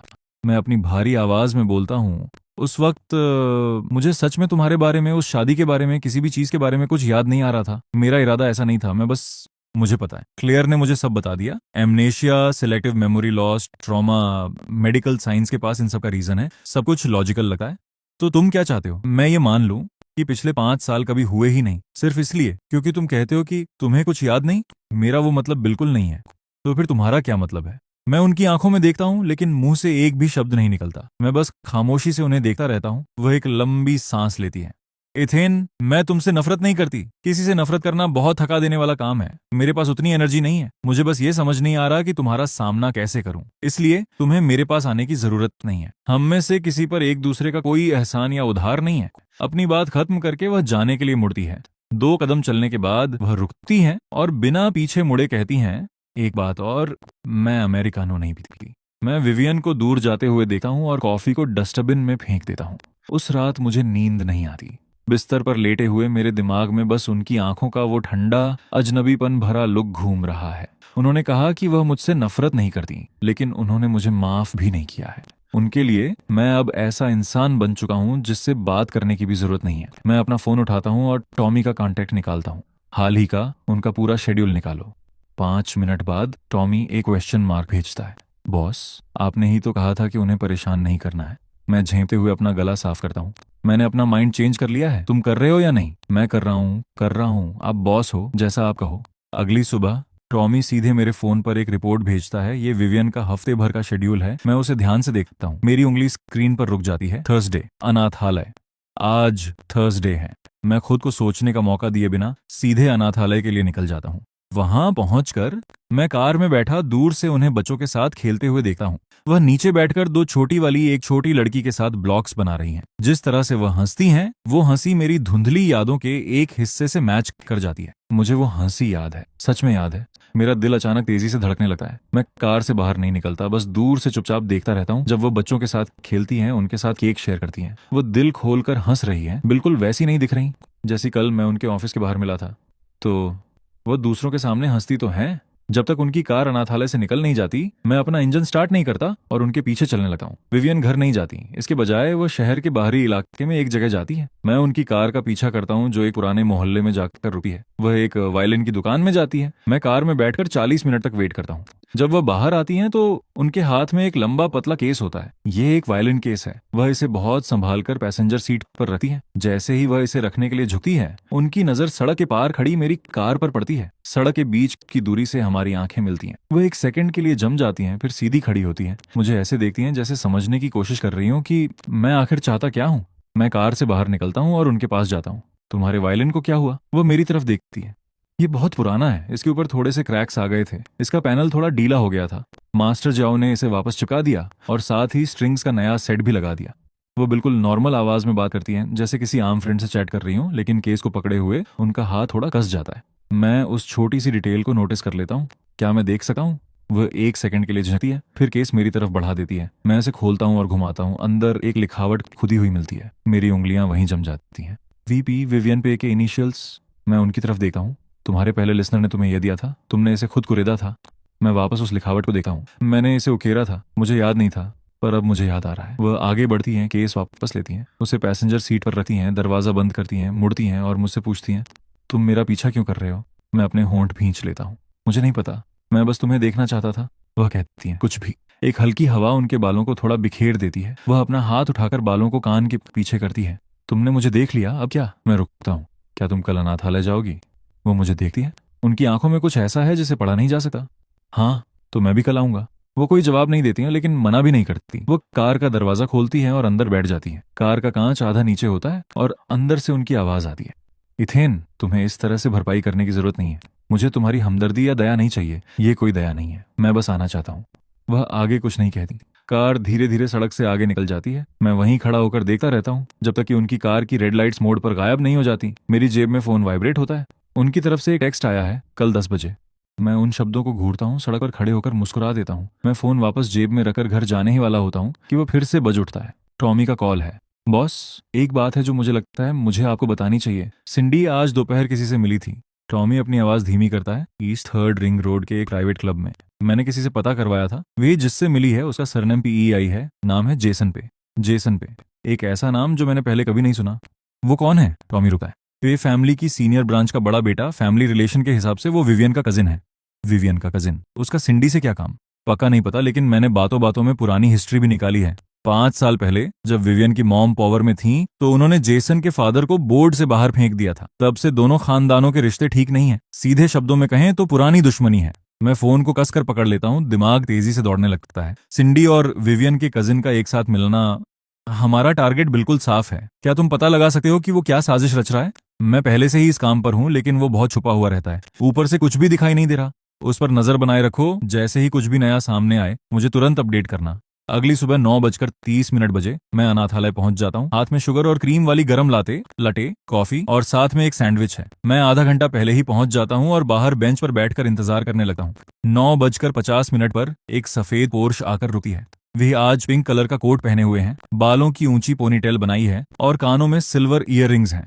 वो कार से बाहर निकलती है, मेरे हाथ में कॉफी और पेपर बैग देती है। आज आपके लिए सैंडविच भी लाया हूँ, सोचा आपको भूख लगी होगी। वो कॉफी और सैंडविच ले लेती है, बिना कुछ बोले एक पल के लिए उन्हें देखती है, लेकिन उनके होंठों का कोना हल्का सा मुस्कुरा उठता है। वह अभी खाती नहीं है, बस उसे पकड़े हुए मुड़ती हैं और अनाथालय के अहाते में अंदर चली जाती हैं। मैं भी उनके पीछे पीछे चलता हूँ। अनाथालय में आज का रूटीन भी कल जैसा ही है। बच्चों के साथ पिक्चर बुक्स पढ़ना, ब्लॉग्स बनाना और स्नैक्स खाना। वे पूरे टाइम बच्चों के साथ पूरी तरह बिजी रहती हैं, जमीन पर घुटनों के बल बैठकर बच्चों के साथ खेल रही हैं। धीरे धीरे खाओ, अभी और भी बहुत सारा है। मैं पास में ही फल बांटने में मदद कर रहा हूँ। मेरी नजरें पूरे टाइम तिरछी होकर बस उन्हीं की तरफ जा रही हैं। स्नैक टाइम खत्म होता है, बच्चों को दोपहर की नींद के लिए ले जाया जाता है। वो अहाते में लगे एक झूले पर बैठ जाती हैं। आखिरकार वह सैंडविच का रैपर खोलती है और एक बाइट लेती हैं। मैं उनके बगल वाले झूले पर बैठ जाता हूँ। कल तुमने मुझसे सिंडी से सावधान रहने को कहा था। तुम मुझ पर भरोसा नहीं करती? मैं बात को आगे बढ़ाता हूँ। तो फिर तुम्हारे कजिन के बारे में क्या ख्याल है? बाइट लेते ही उनका हाथ वहीं रुक जाता है। कई सेकंड बीत जाते हैं, जिसके बाद वह धीरे से सैंडविच निकलती है। वो मेरी तरफ नहीं देखती, उनकी आवाज अननेचुरल तरीके से एकदम शांत है। तुमने उसके बारे में छानबीन की? मैंने खुद कोई छानबीन नहीं की, किसी ने उसे सिंडी से मिलते हुए देखा था। वह काफी देर तक खामोश रहती है। एक ठंडी हवा का झोंका गुजरता है जिससे झूले का ढांचा हल्का सा हिलता है। फिर वह बोलती है, जेसन पे मेरे अंकल का बेटा है। उनकी आवाज बहुत सॉफ्ट है। 5 साल पहले जब मेरी मॉम ने उसके फादर को बोर्ड से बाहर निकाला था तो उसने तय कर लिया कि हमारी फैमिली ब्रांच पर उसका बहुत बड़ा उधार है। क्या उसने कभी तुम्हारे लिए कोई प्रॉब्लम खड़ी की है? मैं फिक्र के साथ पूछता हूँ। वो कोई जवाब नहीं देती, बस मुड़कर मेरी आंखों में देखती है। उसकी इतनी हिम्मत नहीं है कि वो सीधे मुझ पर हमला करे, लेकिन अगर वो किसी और के साथ हाथ मिला ले तो फिर कुछ भी हो सकता है। मेरा दिल बैठ जाता है। वो जानता है, वो सब कुछ जानता है। तुम जानती थी कि वो सिंडी से मिल रहा है? मुझे ये नहीं पता था कि वो मिल चुके हैं, लेकिन मुझे अंदाजा था कि वो ऐसा करेंगे। सिंडी मुझे नापसंद करती है, जेसन मुझसे चिढ़ता है। मुझसे चिढ़ने वाले दो लोग अगर हाथ मिला रहे हैं तो जाहिर है वो मेरे लिए कोई बर्थडे पार्टी तो प्लान नहीं कर रहे होंगे। मैं उनकी इस सूखी सी बात पर मुस्कुरा देता हूँ, लेकिन पूरी तरह हंस नहीं पाता। तुम अब क्या करने वाली हो? कुछ नहीं। वह आधा खाया हुआ सैंडविच वापस लपेट देती है। अगर वो मेरे खिलाफ कोई चाल चलना चाहते हैं तो पहले उनके पास उतनी औकात भी होनी चाहिए। जब वह यह कहती हैं तो उनकी टोन इतनी हल्की होती है जैसे वो उन दोनों में से किसी को भी सीरियसली नहीं ले रही हो। लेकिन मैं नोटिस करता हूँ कि पेपर बैग पर उनकी उंगलियां हल्की सी कस जाती हैं। मैं कुछ कहने के लिए मुंह खोलता ही हूँ कि तभी मेरी जेब में फोन वाइब्रेट होता है। मैं फोन निकालता हूँ। टॉमी का मैसेज है, बॉस कुछ मिला है। जेसन पे ने 3 दिन पहले एक नई कंपनी रजिस्टर की है। लीगल ओनर कोई अनजान इंसान है, लेकिन शेयर्स और मालिकाना हक खंगालने पर पता चला कि असली मालिक वही है। इस नई कंपनी ने कल ही पे कल्चर एंड टूरिज्म को एक खरीदने का प्रपोजल भेजा है। वो पे कल्चर एंड टूरिज्म के अंडर आने वाले उस बिजनेस यूनिट को खरीदना चाहता है जो आपकी सारी परफॉर्मेंस बुकिंग हैंडल करता है। मैं स्क्रीन को घूरता हूँ, मेरी आंखें सिकुड़ जाती हैं। मैं ऊपर उठाकर उनकी तरफ देखा हूँ। वो पहले से ही अपने फोन में नीचे देख रही है। उनके माथे पर बल पड़े हुए हैं। साफ है कि उन्हें भी यही खबर मिली है। वह मैसेज पढ़ना खत्म करती है, फोन नीचे रखती है और मेरी तरफ देखती है। वह हल्का सा मुस्कुराती है। एथेन, क्या तुम आज दोपहर बिजी हो? नहीं, मैं सिर हिलाता हूँ। तो फिर मेरे साथ कहीं चलो। कहाँ? वह खड़ी होती है। अपने कपड़ों से वो धूल झाड़ती है जो असल में वहां है ही नहीं। उनके होंठों पर एक स्माइल आ जाती है। जाहिर है मेरे प्यारे कजिन से मिलने। इससे पहले कि मैं कोई जवाब दे पाता, वह मुड़ती है और गेट के पास खड़ी कार की तरफ बढ़ने लगती है। विवियन अचानक पीछे मुड़कर मुझे देखती है। वहां क्या खड़े हो, चलो भी। मैं जल्दी से भागकर पैसेंजर साइड का दरवाजा खोलता हूँ और अंदर बैठ जाता हूँ। कार तुरंत आगे बढ़ जाती है। खिड़की से हवा अंदर आ रही है जिससे उनके कान के पास के बाल उड़ रहे हैं। मैं अपनी आंखों के कोने से उन्हें देखता हूँ। उनके चेहरे के एक्सप्रेशंस एकदम शांत हैं, कुछ ज्यादा ही शांत। तुम मुझसे क्या कहने वाली हो? क्या कहूंगी? यही कि मैं जानती हूँ वो मेरे पीठ पीछे क्या खिचड़ी पका रहा है। वह हल्का सा हंसती है। मैं उससे कुछ भी नहीं कहूंगी। मैं थोड़ा कंफ्यूज हो जाता हूँ। क्या? तुम्हारा क्या मतलब है? उसने एक नई कंपनी रजिस्टर की है, एक्विजिशन का प्रपोजल भेजा है। ये सब कानून के दायरे में रहकर किया गया बिजनेस मूव है। अगर मैं गुस्से में जाकर उससे बहस करूंगी तो वो बाजी पलट देगा। कहेगा कि मैं एक छोटी सोच वाली कजिन हूँ जो अपने ही फैमिली मेंबर्स को बिजनेस करते नहीं देख सकी। वह रुकी है। इसलिए मैं वहां उस बिजनेस प्रपोजल की बात करने नहीं जा रही हूँ। तो फिर हम वहां किस लिए जा रहे हैं? वो मेरी तरफ देखती हैं। उनके होंठ ऊपर की तरफ मुड़ते हैं। उसे एक गिफ्ट देने। गिफ्ट? हूँ, उसकी नई कंपनी खुलने की बधाई देने। मैं रुकता हूँ और फिर अचानक समझ जाता हूँ कि उनका प्लान क्या है। मैं सीट से पीछे टिककर बैठ जाता हूँ और मुस्कुराने लगता हूँ। तुम सच में बहुत खतरनाक हो, जानती हो ना? वो कोई जवाब नहीं देती, लेकिन उनके होंठों की स्माइल और गहरी हो जाती है। कार एक नई ऑफिस बिल्डिंग के नीचे जाकर रुकी है। मैं ऊपर देखा हूँ। ये बिल्डिंग सीधे पे कल्चर एंड टूरिज्म के हेडक्वार्टर के सामने वाली सड़क पर है। बिल्कुल पे कल्चर एंड टूरिज्म की चेयरवुमन के ऑफिस की खिड़की के ठीक सामने। इस लोकेशन को चुनना सीधे तौर पर एक खुला चैलेंज है। वह कार से बाहर निकलती है, ट्रंक डिग्गी से एक एलीट गिफ्ट बैग निकालती है। वह सीधे लॉबी के अंदर चली जाती है। रिसेप्शनिस्ट उन्हें देखते ही हैरान रह जाती है। मिस पे, आप यहाँ कैसे? विवियन मुस्कुराती हैं, बहुत ही वार्म और एलिगेंट अंदाज में। अपने कजिन से मिलने आई हूँ। सुना है उनकी नई कंपनी खुली है तो बधाई देने चली आई। रिसेप्शनिस्ट झिझकती है, फिर ऊपर फोन लगाती है। वो फोन काटती है। उसके एक्सप्रेशंस थोड़े अजीब हो जाते हैं। मिस्टर पे ने कहा है कि आप 16वें फ्लोर पर चली जाइए। Thank you. विवियन मुस्कुराकर शुक्रिया अदा करती हैं। वह गिफ्ट बैग संभाले लिफ्ट की तरफ बढ़ती है। मैं उनके पीछे जाता हूँ। जैसे ही लिफ्ट के दरवाजे बंद होते हैं, उनके होंठों से वो मासूम स्माइल गायब हो जाती है। तुमने अभी बहुत शानदार एक्टिंग की। कैसी एक्टिंग? बिल्कुल एक परफेक्ट कजिन की तरह। वो कुछ नहीं कहती, लेकिन लिफ्ट के कांच के दरवाजे में मुझे उनकी आंखों में एक ठंडी कड़वाहट साफ नजर आती है। लिफ्ट 16वें फ्लोर पर पहुंचती है। गलियारे के एंड में एक बहुत ही शानदार सजा हुआ ऑफिस है। दरवाजा आधा खुला हुआ है। वह सीधे अंदर चली जाती है। जेसन पे अपने 30 के शुरुआती सालों में दिखता है, जिसकी आंखों में एक चालाक चमक है। विवियन को अंदर आते देखकर वह तुरंत चेहरे पर एक झूठी स्माइल चिपका लेता है और उनका वेलकम करने के लिए खड़ा हो जाता है। हाँ हाँ विवियन, तुम यहाँ कैसे? तुम्हें मुझे पहले बताना चाहिए था, मैं सब तैयार रखता। वो अपनापन इतना ज्यादा दिखाया गया था कि एक नजर में ही नकली लग रहा था। विवियन भी मुस्कुराती हैं। उनकी मुस्कुराहट तो और भी ज्यादा असली लग रही है। कजिन, नई कंपनी खोलना इतनी बड़ी बात है और तुमने मुझे बताया तक नहीं। मुझे किसी और से सुनना पड़ा, इसलिए मैं स्पेशली तुम्हें कांग्रेचुलेट करने चली आई। वो बहुत ही सॉफ्ट और एलिगेंट मूव्स के साथ गिफ्ट बैग उसकी टेबल पर रख देती हैं। तुम भी ना बहुत दयालु हो। ये तो बस एक छोटा सा बिजनेस है, इतना ढोल पीटने की जरूरत नहीं थी। छोटा सा बिजनेस? इस इंटीरियर, इस लोकेशन के साथ ये मुझे कहीं से भी छोटा नहीं लग रहा। लगता है तुम किसी बहुत बड़े प्लान की तैयारी में हो कजिन। ओह बिल्कुल नहीं, तुम्हारे पे कल्चर एंड टूरिज्म के लेवल का तो बिल्कुल भी नहीं। उसकी नजर अचानक मुझ पर पड़ती है, जैसे उसे अभी अभी मेरे होने का एहसास हुआ हो। ये कौन है? ये मेरे फ्रेंड हैं, इथेन जांग। विवियन बहुत कैजुअल तरीके से मेरा इंट्रोडक्शन करवाती हैं, जैसे मेरी कोई खास इंपॉर्टेंस ना हो। मेरा नाम सुनते ही जेसन पे की आंखों में एक पल के लिए हलचल होती है, लेकिन वो तुरंत नॉर्मल हो जाता है। मिस्टर जांग, वो मेरी तरफ हाथ बढ़ाता है। मैंने आपके बारे में बहुत सुना है, इंटरनेशनल म्यूजिशियन। मुझे माफ कीजिएगा, मैं आपको पहचान नहीं पाया। मैं उससे हाथ मिलाता हूँ। आप तारीफ कर रहे हैं मिस्टर पे? वो मुझे कुछ पल और घूरता है। उस नजर में जांच परख और चालाकी भरी होती है। वह अपना हाथ पीछे खींचता है और वापस विवियन की तरफ मुड़ता है। विवियन, तुम आजकल ठीक नहीं लग रही हो। वह चेहरे पर झूठी फिक्र लाता है। फिर से देर रात तक जाग रही हो क्या? अपनी हेल्थ का ध्यान रखो, खुद पर ज्यादा दबाव मत डालो। फिर जैसे उसे अचानक कुछ याद आ गया हो। ओ, वैसे मैंने सुना है कि तुम आजकल जू फैमिली के काफी करीब हो। मेरा सीना भींच जाता है। उसने खुद ही ये टॉपिक छेड़ दिया। विवियन की स्माइल बिल्कुल भी नहीं डगमगाती। वैसे कजिन, तुम्हारी खबरें बहुत तेज हैं। छोटा सा सर्कल है, खबरें छुपती कहाँ हैं? मैं नोटिस करता हूँ कि उसकी नज़र तेजी से मेरे चेहरे से होकर गुजरती है। जू फैमिली की जिंग सिटी में काफी पहुंच है। उनसे डील करते वक्त अपनी ढाल मजबूत रखना हमेशा फायदेमंद होता है। वह इसे एक भली सलाह की तरह बोलता है, लेकिन मैं समझ सका हूं कि वह विवियन को सिग्नल दे रहा है। मैं अच्छी तरह जानता हूं कि तुम किससे मिल रही हो, और मुझे भी सिग्नल दे रहा है। मैं जानता हूं कि तुम्हारे बगल में खड़ा ये इंसान भी जू फैमिली से जुड़ा हुआ है। विवियन सीधे कोई जवाब नहीं देती, बस मुस्कुराते हुए सिर हिलाती हैं। तुम सही कह रहे हो कजिन, मैं तुम्हारा ज्यादा टाइम नहीं लूंगी, कभी साथ में खाना खाते हैं। इतना कहकर वो मुड़ती है और बाहर निकल जाती है। मैं पीछे पीछे चलता हूँ। जैसे ही हम दरवाजे पर पहुंचते हैं, मैं मुड़कर देखता हूँ। जेसन पे अपनी टेबल के पीछे पहले से ही खड़ा है। उसकी मुस्कुराहट पूरी तरह गायब हो चुकी है और उसकी आंखें बर्फ की धार की तरह ठंडी और नुकीली हैं। जैसे ही लिफ्ट का दरवाजा बंद होता है, मैं एक लंबी सांस बाहर छोड़ता हूँ। क्या तुमने महसूस किया? वो तुम्हारे साथ कोई बिजनेस की जंग लड़ने नहीं आया है। वो सिर्फ तुम्हें यह बताने आया है कि वो अच्छी तरह जानता है कि तुम क्या कर रही हो और किसके साथ हो। विवियन कुछ नहीं कहती, पर उनकी उंगलियां हल्की सी भींच जाती हैं। हम लॉबी से बाहर आते हैं और वापस उनकी कार में बैठ जाते हैं। वह तुरंत कार स्टार्ट नहीं करती। इसके बजाय वह सीट से पीछे टिकर बैठ जाती है और विंडशील्ड के पार से पे एंटरटेनमेंट हेडक्वार्टर की बिल्डिंग की सबसे ऊपर वाली खिड़की को घूरने लगती है।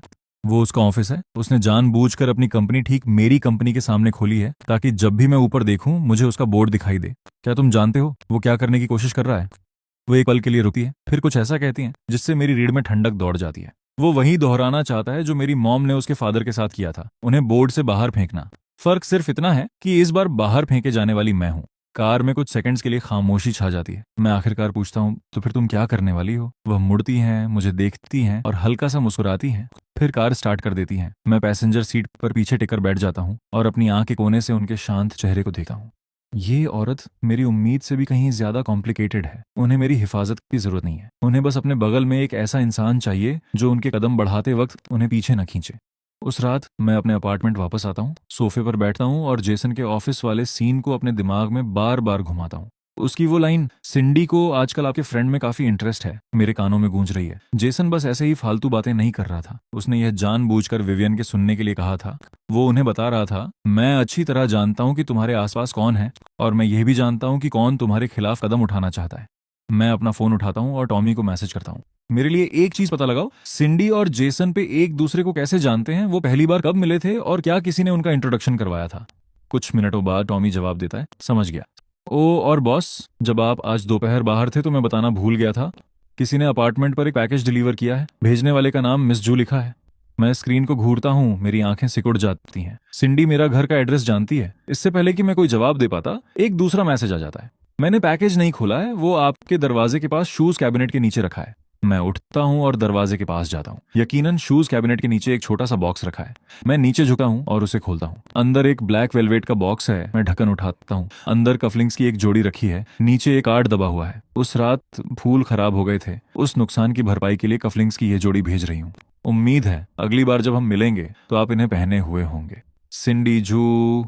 मैं काफी देर तक उस कार्ड को घूरता रहता हूँ। वो मुझे कफलिंग्स भेज रही है, जबकि जेसन सीधे विवियन के सामने उसका नाम उछाल रहा है। ये दोनों, एक खुलकर काम कर रहा है और एक पर्दे के पीछे से, जैसे दोनों मिलकर कोई एक ही गेम खेल रहे हों। और इस बाजी के प्यादे सिर्फ मैं और विवियन नहीं है। मैं बॉक्स बंद करता हूँ, उसे कॉफी टेबल पर रखता हूँ और टॉमी को रिप्लाई करता हूँ, पैकेज मिल गया।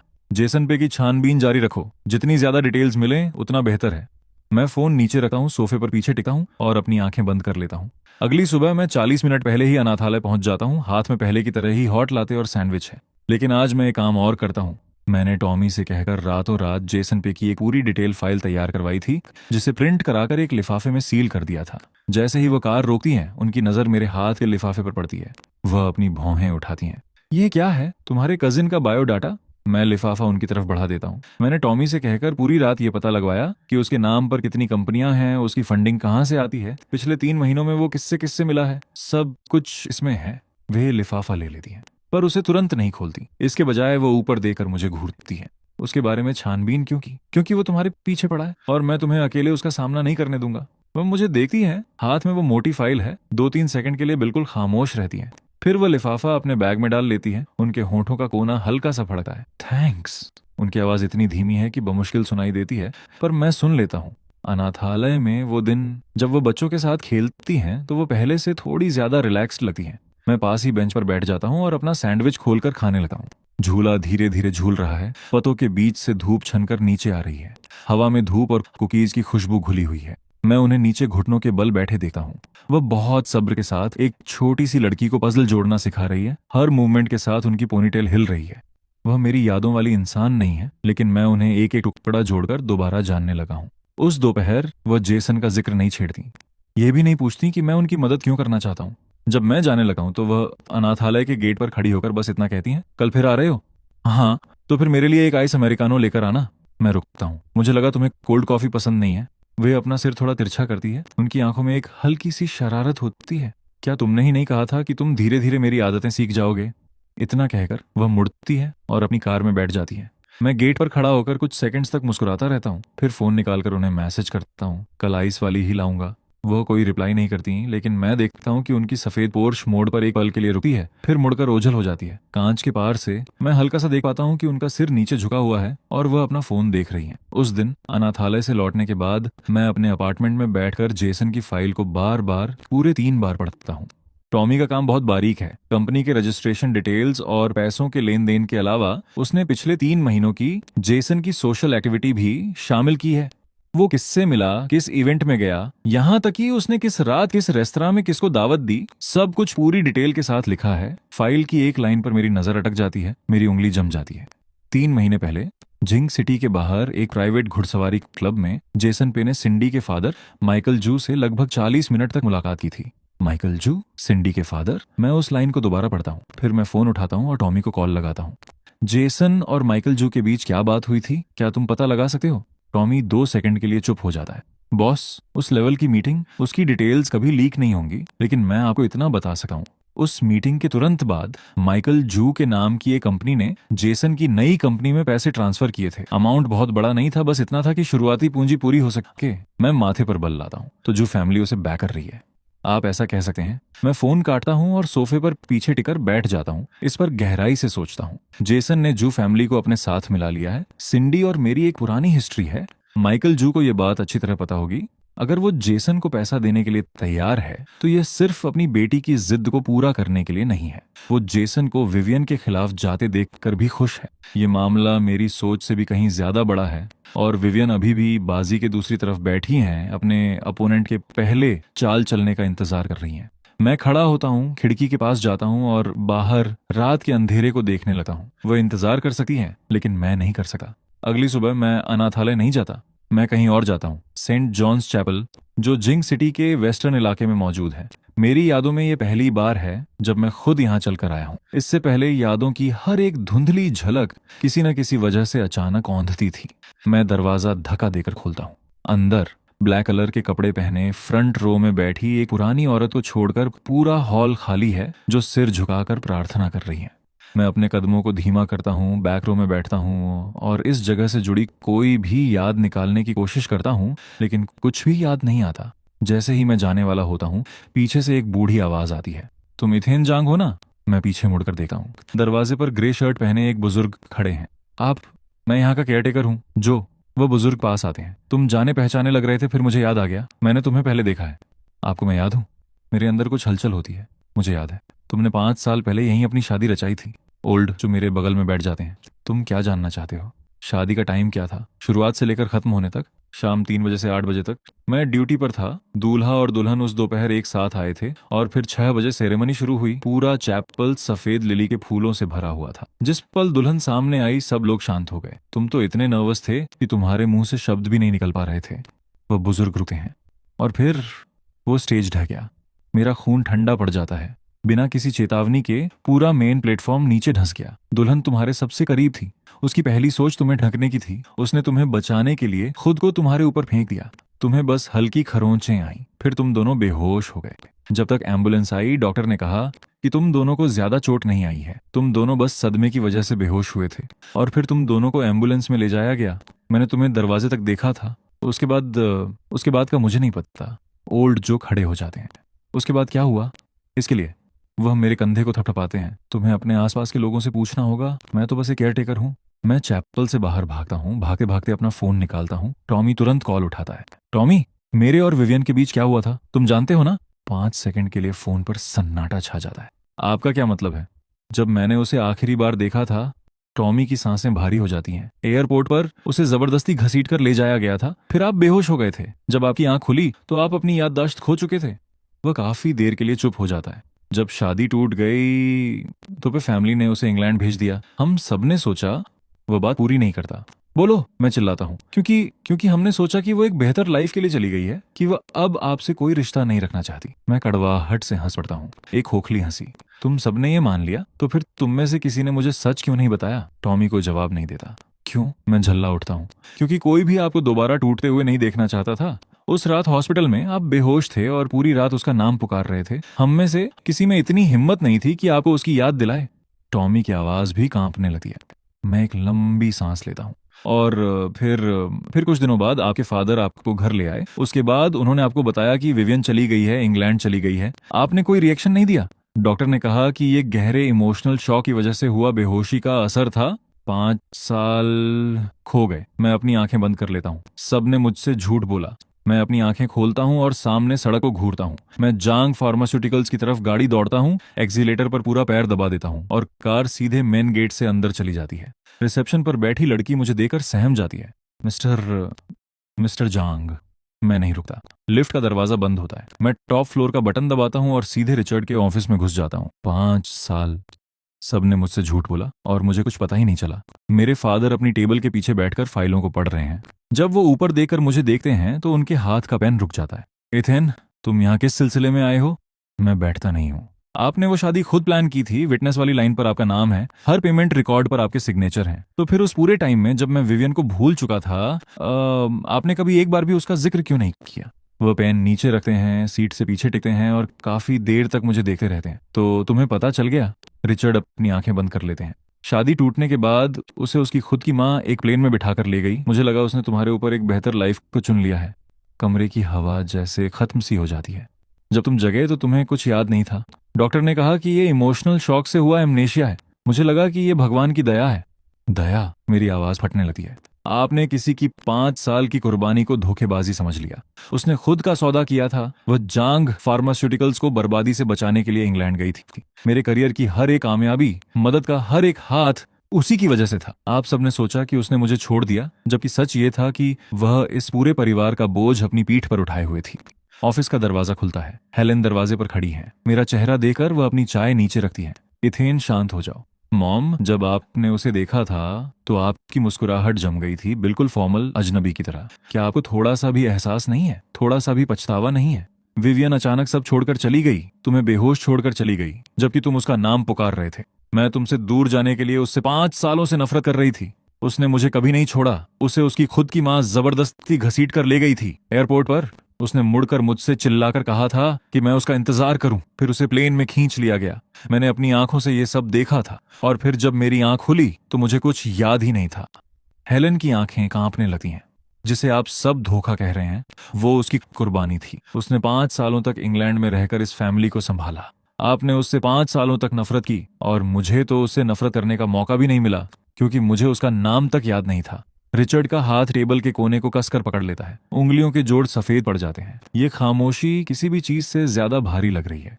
टॉमी दरवाजे के बाहर खड़ा है, अंदर आने की हिम्मत नहीं कर पा रहा। उसकी आंखें लाल हैं। मैं उसकी तरफ देखता हूँ। टॉमी एक सांस लेता है। शादी के हादसे के बाद आपको और विवियन दोनों को एम्बुलेंस में रखा गया था। बेहोश होने के बावजूद वह आपका हाथ नहीं छोड़ रही थी, जब तक कि आप हॉस्पिटल नहीं पहुंच गए। आपको सिर्फ खरोंचें आई थीं और आप जल्दी होश में आ गए थे। उस रात उसे आपसे ज्यादा चोट लगी थी। आप उसके बिस्तर के पास बैठे रहे।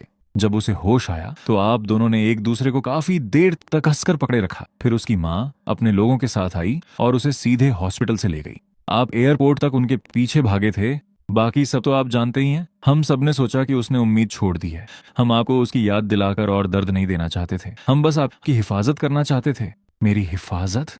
मेरी आवाज अटक जाती है। जिस इंसान की आप हिफाजत कर रहे थे उसे कुछ याद ही नहीं था। और वहां बाहर उसने 5 साल उस इंसान के लिए सारा बोझ उठाया जिसे उसका नाम तक याद नहीं था। इथेन, मैं मुड़ता हूँ और दरवाजे की तरफ बढ़ने लगा हूँ। हेलेन मेरा हाथ पकड़ने की कोशिश करती है, लेकिन मैं सीधे उनके पास से गुजर जाता हूँ। कार गेट से बाहर निकलती है। मैं टॉमी को कॉल करता हूँ, पता करो कि वह अभी कहाँ है। बॉस, मिस पे अनाथालय में है। मैं स्टीयरिंग घुमाता हूँ, अनाथालय की तरफ बढ़ता हूँ। मेरा फोन वाइब्रेट होता है। टॉमी का एक मैसेज आता है। मैं उस पर एक नजर डालता हूँ और स्क्रीन बंद कर देता हूँ। इस वक्त मुझे सिर्फ एक ही जगह होना चाहिए। मैं उन्हें अनाथालय में पाता हूँ। वे घास पर घुटनों के बल बैठी एक छोटी लड़की के बालों की छोटी बना रही है। जब वह मुड़ती है और मुझे देखती है तो उनकी मुस्कुराहट एक सेकंड के लिए रुकती है, फिर वापस उसी जाने पहचाने सावधान लुक में बदल जाती है। तुम यहाँ क्यों आए हो? मैं अपने फादर से मिलने गया था। वह कुछ नहीं कहती, लेकिन उनकी आंखें सिकुड़ जाती हैं। 5 साल पहले मेरे फादर को लगा कि तुमने मुझे छोड़ना चुना है, इसलिए उन्होंने 5 साल तक ये बात मुझसे छुपा कर रखी। मेरी मॉम तुमसे 5 साल तक नफरत करती रही। विवियन की पलकें कांप उठती हैं। तुम्हें आखिरकार सब पता चल गया। उनकी आंखें लाल हो जाती हैं, जैसे वह किसी चीज को अंदर ही अंदर रोक रही हो। इंग्लैंड में मैं हर दिन तुम्हारी परफॉर्मेंस देखती थी। तुमने वियना म्यूजिक हॉल में फेडेड ड्रीम बजाया था। वो वही धुन थी जो मैंने चुनी थी। 5 साल बीत गए। तुमने मेरी लाइफ के सबसे बेहतरीन 5 साल मिस कर दिए। मैं उन्हें खींचकर अपनी बाहों में कसकर भर लेता हूँ। काफी देर बाद वो ऊपर देखती है। 5 साल पहले तुमने मुझसे कहा था कि तुम मेरे सिवा किसी और से कभी शादी नहीं करोगे। मैं 5 सालों से उसी बात को पकड़े बैठी हूँ। क्या तुम वो भी भूल गए? यादों का एक टुकड़ा मेरे दिमाग में जोर से टकराता है।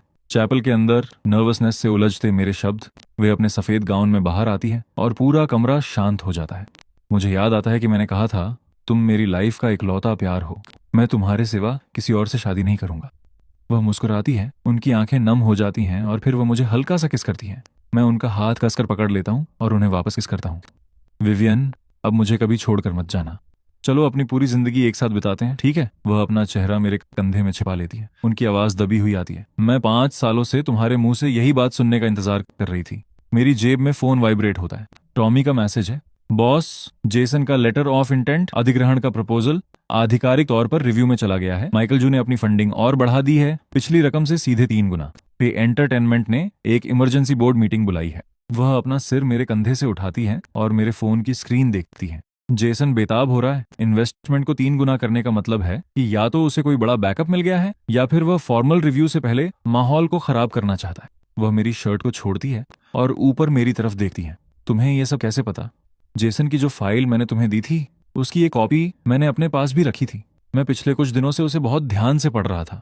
वह हैरानी से पलकें झपकाती है, फिर मुस्कुरा देती है। तुम इतने एक्टिव कब से हो गए? जिस दिन तुमने कहा था कल सुबह 10 बजे।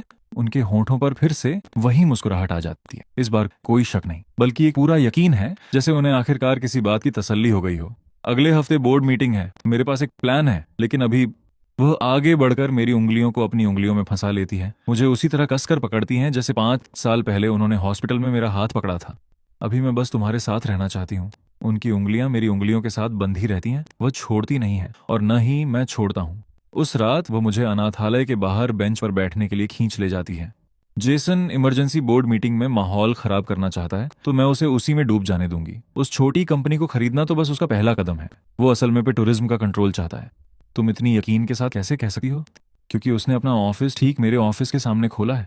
जो इंसान सिर्फ एक छोटी कंपनी खरीदना चाहता है, वो इतने महंगे ऑफिस का किराया नहीं भरेगा। वो जंग का ऐलान कर रहा है, कोई बिजनेस नहीं।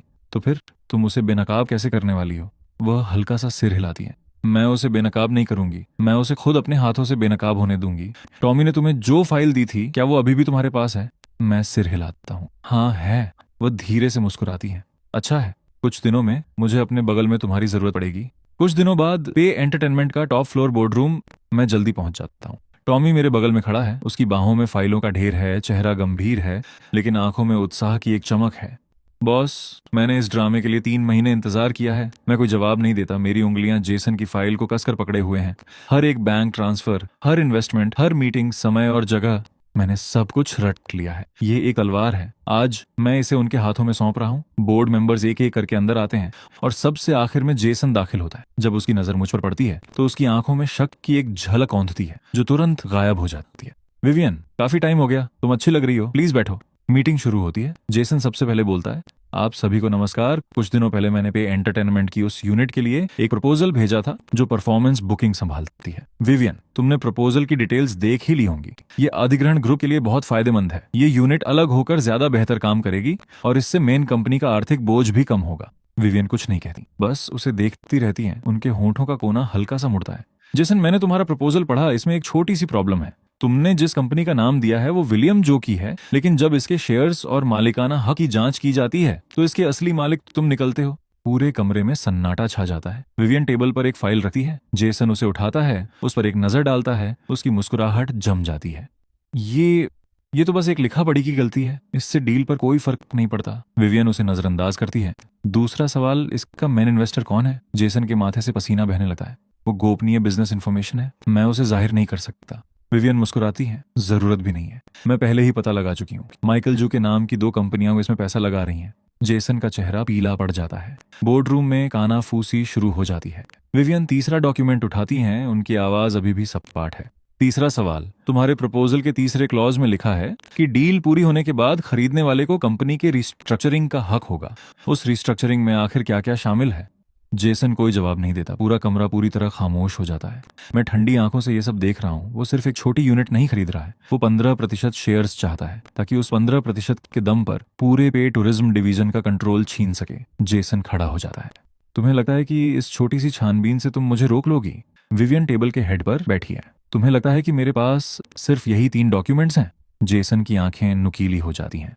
टॉमी अपनी बाहों में रखी फाइलों का ढेर विवियन को सौंपता है। फिर वह दरवाजे की तरफ जाता है और उसे धक्का देकर खोलता है। बाहर 2 लोग खड़े हैं, एक वकील और एक ऑडिटर। पिछले हफ्ते से ये दोनों तुम्हारी कंपनी की पूरी जांच कर रहे थे। नतीजा यह निकला, पैसों का गलत हेरफेर, असली मालिक का नाम छुपाना और ऐसी शर्तें जो सीधे तौर पर कंपनी पर गलत कब्जे का इशारा करती हैं। और एक बात, वह रुकती है, मेरी तरफ देखती है। मैं उनके बगल में आकर खड़ा हो जाता हूँ। जेसन के चेहरे की बची कुची मुस्कुराहट भी टूटकर बिखर जाती है।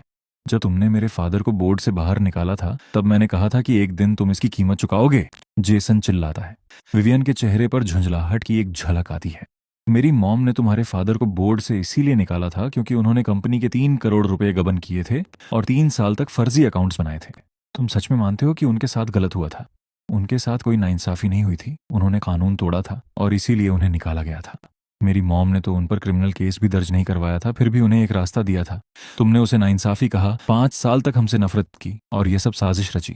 तो अब मेरी बात सुनो, तुमने जो कुछ भी किया उसका कोई फायदा नहीं हुआ। जेसन की आंखें सिकुड़ जाती हैं।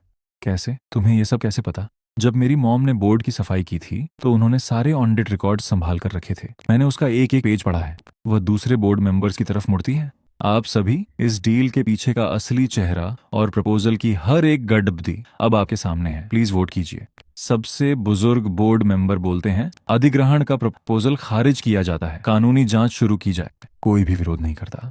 जेसन बोर्ड रूम के बीचों बीच 2 टुकड़ों में टूटी हुई तलवार की तरह खड़ा है। उसकी आंखों में अंधेरा तो अभी भी है, लेकिन उसकी धार खत्म हो चुकी है। वह मुझे देखता है, फिर विवियन को। उसके होंठ हिलते हैं लेकिन कोई आवाज नहीं निकलती। फिर वह मुड़ता है और दरवाजे की तरफ बढ़ने लगता है। दरवाजे पर पहुंचकर वह रुकता है, विवियन को पीछे मुड़कर देखता है। तुम्हें लगा है कि यह खत्म हो गया? विवियन उसकी तरफ नहीं देखती। तुमने जानबूझकर अपना ऑफिस ठीक मेरे सामने खोला था। अब जब भी मैं ऊपर उस बोर्ड को देखूंगी, मुझे सिर्फ धोखाधड़ी की एक दीवार नजर आएगी। जेसन चला जाता है। बोर्ड रूम का दरवाजा बंद हो जाता है। हवा जैसे जम सी गई है। बोर्ड के सभी 7 मेंबर्स विवियन को देख रहे हैं। उनकी आंखों में कुछ ऐसा है जो मैंने पहले कभी नहीं देखा था। डर नहीं, बल्कि इज्जत। विवियन और मैं पे एंटरटेनमेंट हेडक्वार्टर से बाहर निकलते हैं और सड़क के पार खड़े होते हैं। जेसन की कंपनी का बोर्ड अभी भी वहीं है। उसका कांच का ढांचा धूप में चमक रहा है, जिस पर बड़े अक्षरों में लिखा है मेरिडियन मीडिया, बिल्कुल नया, जैसे कल ही लगा हो। मैं बोर्ड को देखता हूँ। मेरी आवाज धीमी है। एक बार कानूनी जांच शुरू हो गई तो या तो वो सब कुछ बेचेगा या भाग जाएगा। कोई तीसरा रास्ता नहीं है। उनके होंठ ऊपर उठते हैं। वो बोर्ड 3 दिनों के अंदर हट जाएगा और उसके बाद जब भी तुम ऊपर देखोगे, वह मेरी तरफ मुड़ती है। तुम्हें सिर्फ खुला आसमान दिखेगा। उनकी आंखों में अब सिर्फ एक नरमी है। विवियन बिल्डिंग से बाहर आती हैं और मुझे देखती हैं। उनके होंठ मुस्कुरा उठते हैं। तुम यहाँ हो? मैं उन्हें लाटे पकड़ाता हूँ। वह इसे लेती हैं और नीचे देखती हैं। बिना शुगर के। तुम्हें याद रहा? वह कप को हाथों में थाम कर मुस्कुराती है। उनकी उंगलियां कप के किनारे को छूती हैं। तुम्हें आखिरकार याद आ गया। टॉमी का कॉल आता है। बॉस, कानूनी जांच पूरी हो गई है। जेसन पर गलत कब्जे का आरोप साबित हो गया है। उसकी कंपनी के अकाउंट्स फ्रीज कर दिए गए हैं। माइकल जू का सारा पैसा वापस कर दिया गया है। जेसन रातों रात सब बेच बांच कर भाग गया। सिंडी ने भी उसके साथ सारे रिश्ते तोड़ लिए हैं और एक स्टेटमेंट जारी करके दूरी बना ली है। विवियन इस पर धीरे से हंसती है। उसके दांत पहले ही टूट चुके थे, फिर भी उसने आखिरी बार काटने की कोशिश की। मैं सड़क के पार खाली पड़े उस ढांचे को देखता हूँ। तुम सही कह रही थी, अब ऊपर देखने पर सिर्फ आसमान नजर आता है। वह मुड़कर मुझे देखती है। आंखें नरम हैं। मैं आगे बढ़ता हूँ, लेकिन अभी भी 2 काम अधूरे हैं। मेरी मॉम ने तुमसे 5 साल नफरत की और तुम्हारी खुद की माँ ने तुम्हें 5 साल के लिए दूर भेज दिया। जांग हाउस में वापस आकर हेलन लिविंग रूम में बैठी चाय पी रही है। मुझे पहले काम से निपटना है। मॉम, मुझे आपसे कुछ कहना है। मेरी मॉम ऊपर देखती भी नहीं है। फिर से उसकी तरफदारी करने आए हो? तरफदारी करने नहीं, ये सच है। 5 साल पहले वे अपनी मर्जी से नहीं गई थी। उसे उसकी खुद की माँ जबरदस्ती घसीट कर ले गई थी। एयरपोर्ट पर उसने मुड़कर मुझसे चिल्लाकर कहा था कि मैं उसका इंतजार करूं। फिर उसे प्लेन में खींच लिया गया। मैं उसके पीछे भागा और बेहोश हो गया। जब मेरी आंख खुली तो मुझे कुछ याद नहीं था। हेलन का हाथ रुक जाता है। चाय का कप हवा में ही अटक जाता है। क्या आपको लगा कि उसने मुझे छोड़ दिया और आप 5 साल तक उससे नफरत करती रही? लेकिन उसने मुझे कभी नहीं छोड़ा। उसने 5 साल इंग्लैंड में रहकर जांग फार्मास्यूटिकल्स को संभाला, मेरा रास्ता साफ किया, मेरे हिस्से के हर हमले को खुद पर झेला। आप हमेशा मानती रहीं कि उसने जाना चुना, लेकिन उसे दूर भेजा गया था। हेलन की कपर पकड़ कस जाती है। मैंने गलत इंसान से नफरत की। मेरी मॉम की आंखों में तुरंत आंसू भर आते हैं। मुझे तो बस उसका जाना दिखा था। तुम पूरी रात उसका नाम पुकार रहे थे। मुझे लगा वो तुम्हें नहीं चाहती। मैंने 5 साल तक उससे नफरत की। मैं नहीं चाहता कि आप उससे नफरत करें। मेरी आवाज भी अटक जाती है। कल मैं उसे रात के खाने पर घर ला रहा हूँ। हेलेन अपने आंसू पोंछती हैं और सिर हिलाती हैं। ठीक है। रिचर्ड स्टडी से बाहर आते हैं, हाथ कसकर भींचे हुए हैं, काफी देर तक खामोश रहते हैं। उसने 5 साल तक जांग फार्मास्यूटिकल्स को संभाला और मैंने एक बार भी उससे थैंक यू नहीं कहा। तब मैंने वो शादी खुद प्लान की थी। विटनेस की लाइन पर मेरा नाम था और जब सब कुछ टूट गया तो मैंने 5 साल तक ये बात तुमसे छुपाई। मैंने खुद से कहा कि ये तुम्हारी हिफाजत है, पर असल में ये मेरी जिम्मेदारी से भागना था। वह अपनी पीठ पीछे से एक बॉक्स निकालते हैं। ये बहुत पहले तुम्हारा हो जाना चाहिए था, ये मेरी गलती है। बॉक्स खुलता है। अंदर 5 साल पहले हुई शादी की तस्वीरें हैं और एक वीडियो टेप रखी है जिसके कवर पर लिखा है 8 जून Saint John's chapel. Tape screen पर चलने लगती है। वह सफेद गाउन पहने, हाथ में लिली के फूल थामे, एक एक कदम बढ़ाकर मेरी तरफ आ रही है। स्क्रीन पर मैं नर्वस होकर अपनी कस्मों में अटक रहा हूँ। I do. पूरा कमरा हंस पड़ता है। वह भी हंसती है, फिर भागकर मेरी तरफ आती है और मेरी बाहों में समा जाती है। भीड़ तालियां बजा रही है और जयकार कर रही है। स्क्रीन पर मैं बस उन्हें थामे हुए एक बेवकूफ की तरह मुस्कुरा रहा हूँ। मेरे आंसू बह निकलते हैं। यादों का सैलाब उमड़ पड़ता है, लेकिन इस बार ये कोई बिखरे हुए टुकड़े नहीं है। ये पूरी तरह से साफ है। मेरे अंदर सबसे गहराई में छुपा हुआ यादों का वो ताला आखिरकार खुल गया है। उस दोपहर विवियन को एक कॉल आता है। उठाने से पहले वह 2 सेकंड के लिए झकती हैं। मॉम, मैंने देखा कि बोर्ड मीटिंग में क्या हुआ। तुमने मुझसे भी कहीं ज्यादा बेहतर काम किया। 5 साल पहले जब मैंने तुम्हें दूर भेजा था तो मुझे लगा कि मैं तुम्हारी हिफाजत कर रही हूँ। इंग्लैंड के वो 5 साल मैंने तुम्हारे लिए जो भी रास्ता चुना, तुमने उसे अपना खुद का रास्ता बना लिया। इथिन, मुझे लगता था कि वो तुम्हारे लायक नहीं है, लेकिन इन 5 सालों ने मुझे बहुत कुछ सिखा दिया। मैं जानती हूँ कि वो वही इंसान है जिसे तुमने अपने लिए चुना है और कोई भी तुम्हें रोक नहीं सकता था। विवियन की आवाज हल्की सी कांपती है। मॉम, आपने आखिरकार ये कह ही दिया। दूसरी तरफ से एलेनोर रुकती है। माफी मांगने से भी ज्यादा मैं तुम्हारी गुनहगार हूँ। अब से पेगरू पर सारे फैसले तुम्हारे होंगे। मैं तुम्हारे लिए दोबारा कभी कोई फैसला नहीं लूंगी। तुम पहले ही साबित कर चुकी हो कि तुम मुझसे कहीं बेहतर कर सकती हो। विवियन फोन काटी है और काफी देर तक खिड़की के पास खड़ी रहती है। उन्हें एहसास भी नहीं होता कि मैं अंदर आ गया हूँ। जब वो आखिरकार मुड़ती है और मुझे देखती है तो मुस्कुरा देती है। मेरी मॉम ने कहा कि मैं इसके लायक हूँ। उन्होंने कहा कि वो अब मेरे फैसले नहीं लेंगी। उन्होंने कहा, तुम पहले से ही मुझसे कहीं बेहतर हो। मैं आगे बढ़ता हूँ और उन्हें अपनी बाहों में समेट लेता हूँ। उन्होंने इस एक जुमले के लिए 5 साल इंतजार किया था, जो किसी भी माफी से कहीं ज्यादा कीमती था। अगले दिन मैं विवियन को जांग हाउस लेकर आता हूँ। हेलेन दरवाजे पर खड़ी होकर उन्हें बहुत ध्यान से देखती है। विवियन, मैंने तुमसे 5 साल तक नफरत की। मुझे लगा कि तुम चली गई हो, कि तुम अब इथेन को नहीं चाहती।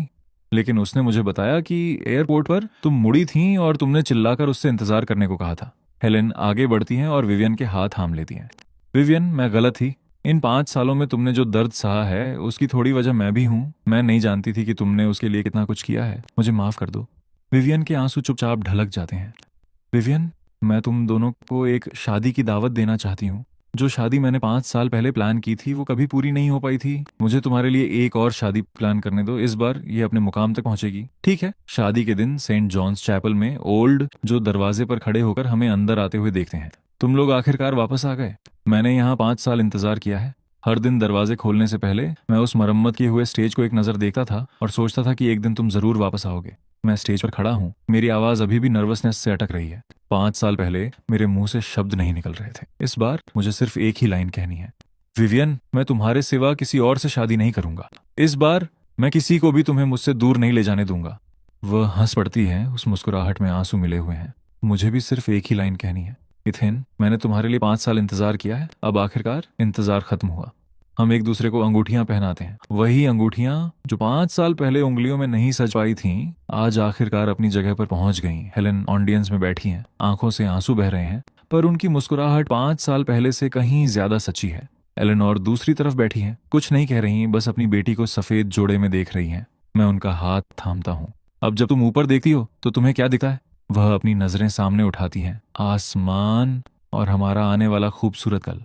शादीशुदा जोड़े के रूप में हमारी पहली सुबह। मैं अपनी आंखें खोलता हूँ। पर्दे के बीच से धूप छनकर अंदर आ रही है। मैं हाथ बढ़ाता हूँ, लेकिन बिस्तर की दूसरी तरफ खाली है। मेरा दिल दहल जाता है और मैं हड़बड़ाकर उठ बैठता हूँ। मैं नंगे पैर बेडरूम से बाहर भागता हूँ। लिविंग रूम में कोई नहीं है, किचन में भी कोई नहीं है। फिर मेरी नजर बालकनी पर पड़ती है। वह एक केन बेत की कुर्सी पर बैठी है। सुबह की धूप उनके बालों पर बिखर रही है। हाथों में गर्म पानी का कप है और वह दूर कहीं देख रही है। मैं पास जाता हूँ और पीछे से उन्हें अपनी बाहों में भर लेता हूँ। तुमने तो मुझे डरा ही दिया था। वह मेरे इस तरह डर जाने पर हंस पड़ती है और पीछे मेरी बाहों में टिक जाती है। मुझे बस जल्दी उठने की आदत है। इंग्लैंड में 5 साल तक हर दिन मैं ऐसे ही सोकर उठती थी। इतनी जल्दी क्यों? तुम्हारा इंतजार करने के लिए। किस चीज का इंतजार? तुम्हारे परफॉर्मेंस वीडियोस के आने का, तुम्हारे नए एल्बम के रिलीज होने का। जब तुम फेडेड ड्रीम बजाते थे तो उस धुन का। वह रुकती है, आवाज ओस की बूंदों जितनी हल्की है। हर सुबह मेरा पहला काम यही होता था कि मैं पता करूं कि तुम कहाँ हो। ये सुनना सच में दिल को दुखाता है, लेकिन अंदर तक सुकून भी देता है। 5 साल और हर एक सुबह वह मुझे ढूंढते हुए सोकर उठती थी, जबकि मुझे उनका नाम तक याद नहीं था। मैं नीचे झुकता हूँ और उनके सिर पर किस करता हूँ। अब से तुम्हारा पहला काम मुझे ढूंढना नहीं होगा, क्योंकि मैं ठीक तुम्हारे बगल में ही रहूंगा। वह कुछ नहीं कहती, बस उनकी उंगलियां मेरी आस्तीन को कसकर पकड़ लेती हैं और वह धीरे से गुनगुनाती है। किचन में मैं उनके लिए दलिया पोरिज का एक कटोरा बनाता हूँ। वह कटोरा थाम कर धीरे धीरे चुस्की लेती है और मुझे अचानक याद आता है कि क्लेयर ने एक बार मुझसे कहा था कि इंग्लैंड में विवियन काफी लंबे टाइम तक न्यूट्रिएंट ड्रिप्स पर जिंदा रही थी। उन्हें खाते हुए देखकर मेरे सीने में कुछ दुखता भी है और नरम भी पड़ जाता है। धीरे धीरे खाओ, कोई जल्दी नहीं है। वो ऊपर मेरी तरफ देखती हैं, होंठ मुड़ जाते हैं। जब तुम मुझे इस तरह घूरोगे तो मैं धीरे कैसे खा सकती हूँ? ठीक है, मैं नहीं देखूंगा। मैं मुड़ जाता हूँ, खिड़की से बाहर देखने का नाटक करता हूँ, लेकिन मेरी नजरें उनके कटोरे पर ही टिकी रहती हैं। वह दलिया खत्म करती है और एक सुकून भरी सांस लेती है। मेरा फोन बजता है। टॉमी का मैसेज है, मुबारक हो बॉस, हैप्पी हनीमून। आप उठ गए क्या? रात को नींद अच्छी आई? मिस पे का मूड कैसा है? नाश्ते में क्या खाया? मैं एक का भी रिप्लाई नहीं करता। तुरंत बाद एक दूसरा मैसेज आता है, ओह और बॉस, अगले बुधवार को शेंजन में आपका एक शो है। मिस पे ने पहले आपका 3 साल का शेड्यूल बुक कर लिया था। अब जब आपकी शादी हो चुकी है तो क्या इस अरेंजमेंट में कोई बदलाव करना है? मैं फोन विवियन की तरफ बढ़ा देता हूँ। तुमने मेरे 3 साल के सारे शोज बुक कर लिए थे, तो अब क्या होगा? वो मैसेज पर एक नजर डालती हैं और हंस पड़ती हैं। आपकी पत्नी ने उन्हें खरीदा है। क्या आप सच में रिफंड चाहते हैं? मैं बेबस होकर सिर हिलाता हूँ। तो मैं पूरे टाइम तुम्हारी मुट्ठी में ही था। वह ऊपर मेरी तरफ देखती हैं, आंखों में थोड़ा सा गुरूर चमक रहा है। तब फेडेड ड्रीम की एक परफॉर्मेंस के लिए 52 लाख रुपए लगते थे। अब मेरे पास 3 साल की बुकिंग है। बताओ, ये अच्छी डील थी या नहीं? हाँ हाँ हाँ। तो 3 सालों में कुल कितने शोज हैं? वह हिसाब लगाती है। लगभग 40, कम या ज्यादा। मतलब हर शो का एवरेज 1.5 लाख से भी कम पड़ा। तब से आपकी फीस बढ़ गई है, लेकिन मुझे अर्ली बर्ड डिस्काउंट, शुरुआती छूट मिल गया। तुमने इस तरह सोचना कब सीखा? इंग्लैंड में कंपनी चलाते वक्त आपको हिसाब किताब आना ही चाहिए। वह रुकती है, आवाज थोड़ी नरम हो जाती है। लेकिन उन शोज में से हर एक को मैंने बहुत ध्यान से चुना था। हर जगह, हर गानों की लिस्ट, बैठने की व्यवस्था, मैंने सब कुछ खुद देखा था। तुमने सब देखा था? इंग्लैंड में रहकर आपके हर शो से पहले मुझे एक वेन्यू सेफ्टी रिपोर्ट मिलती थी, जो ये कंफर्म करती थी कि लाइटिंग, साउंड और सुरक्षा के सारे इंतजाम सही हैं। उसके बाद ही मैं साइन करती थी। वह मुझे देखती हैं, आवाज फिर से धीमी हो जाती है। मैं स्टेज पर आपके साथ नहीं हो सकती थी, लेकिन मैं ये पक्का कर सकती थी कि जब आप वहां कदम रखें तो सब कुछ सुरक्षित और परफेक्ट हो। 3 सालों में 40 से ज्यादा शोज, और मुझे लगता था कि ये सिर्फ मेरी किस्मत है। पता चला कि हर एक शो के पीछे कोई खड़ा था, जो मेरे लिए हर एक लाइटिंग, केबल और साउंड रिग के हर एक पेंच की जांच कर रहा था। तो फिर तुम तब मुझसे मिलने कभी क्यों नहीं आई? वो आगे बढ़कर मेरे चेहरे को छूती है। तब मेरी मॉम आपको नहीं जानती थी। जांग फैमिली में इन्वेस्ट करने के लिए उन्होंने जो शर्तें मानी थी, उनमें से एक ये थी कि मैं आपसे नहीं मिल सकती। मेरा सीना भींच जाता है और मैं उन्हें कसकर अपनी बाहों में भर लेता हूँ। तभी टॉमी का एक और मैसेज पॉपअप होता है, बॉस प्लीज मुझे जवाब दे दीजिए, शादी के खुमार से बाहर निकलिए और बताइए कि शेंजन वाला शो हो रहा है या नहीं। विवियन मेरा फोन छीनती हैं और सीधे एक वॉइस मैसेज भेजती हैं, शेंजन का शो प्लान के मुताबिक ही होगा, और हाँ, अगले महीने से सारे परफॉर्मेंस कॉन्ट्रैक्ट्स एक कपल पैकेज के रूप में साइन किए जाएंगे। इथेन की फीस वही रहेगी, लेकिन पे एंटरटेनमेंट अब अलग से बुकिंग हैंडल नहीं करेगा। इथेन का अपना स्टूडियो सीधे साइन करेगा। टॉमी का तुरंत रिप्लाई आता है, समझ गया मिस पे, हमेशा की तरह शानदार। अब मैं आप दोनों न्यूलीवेड्स को अकेले छोड़ता हूँ। विवियन फोन वापस बढ़ाती हैं, उनके होंठ मुड़े हुए हैं। आपका असिस्टेंट भी कमाल का है। वो बहुत बोलता है लेकिन भरोसेमंद है। मैं जानती हूँ, वरना मैं उसे आपके पास रहने ही नहीं देती। टॉमी को भी तुमने ही भेजा था। वह सीधा जवाब नहीं देती, बस कहती हैं, क्या आपको सच में लगता है कि एक साधारण म्यूजिक ग्रेजुएट एक छोटे से बार से सीधे इंटरनेशनल स्टेज तक खुद के दम पर पहुंच जाता है? तो मेरी किस्मत के हर एक मोड़ के पीछे वही थी। चलो कहीं चलते हैं। कहाँ? अनाथालय। अनाथालय के गेट पर दो चोटियों वाली वो छोटी सी लड़की सबसे पहले भाकर आती है और विवियन की टांगों से लिपट जाती है। फिर उसकी नजर मुझ पर पड़ती है। उसकी आंखें फटी की फटी रह जाती हैं। विवियन, ये कौन है? विवियन घुटनों के बल बैठती है। उस लड़की का सिर थपथपाती है। ये मेरे हस्बैंड हैं। लड़की की आंखें और भी ज्यादा चौड़ी हो जाती हैं। हस्बैंड? क्या इसका मतलब है कि आपकी शादी हो गई? हमारी शादी हो गई है। वह लड़की पहले विवियन को देखती है, फिर मुझे, और फिर अपना सिर तिरछा करती है। विवियन, आपके बाल सफेद क्यों हैं? विवियन एक सेकंड के लिए सहम जाती है। मेरे सीने में कुछ चुभता है। वह मुस्कुराते हुए जवाब देती है, क्योंकि मैंने किसी का बहुत लंबे समय तक इंतजार किया, इसीलिए मेरे बाल सफेद हो गए। लड़की बहुत ही संजीदगी से कहती है, वैसे अब आपको और इंतजार करने की जरूरत नहीं है। वो अब यहीं आपके पास हैं। क्या आपके बाल फिर से काले हो जाएंगे? शायद। इन्होंने कहा है कि ये मेरे बालों को फिर से ढाई करने में मेरी मदद करेंगे। ढाई होने के बाद ये और भी सुंदर लगेंगे। मैं उस लड़की से नजरें मिलाने के लिए नीचे झुकता हूँ। बिल्कुल लगेंगे, क्योंकि विवियन तो वैसे भी बहुत सुंदर है। लड़की खिलखिलाकर हंसती है और बाकी बच्चों को बताने के लिए भाग जाती है। विवियन की शादी हो गई। उनके हस्बैंड बहुत हैंडसम हैं। पूरा अहाता खुशी से गूंज उठता है। बच्चे हमारे चारों तरफ भीड़ लगा लेते हैं। सब एक साथ बोलने लगते हैं, आप क्या करते हैं? क्या आप बांसुरी बजा सकते हैं?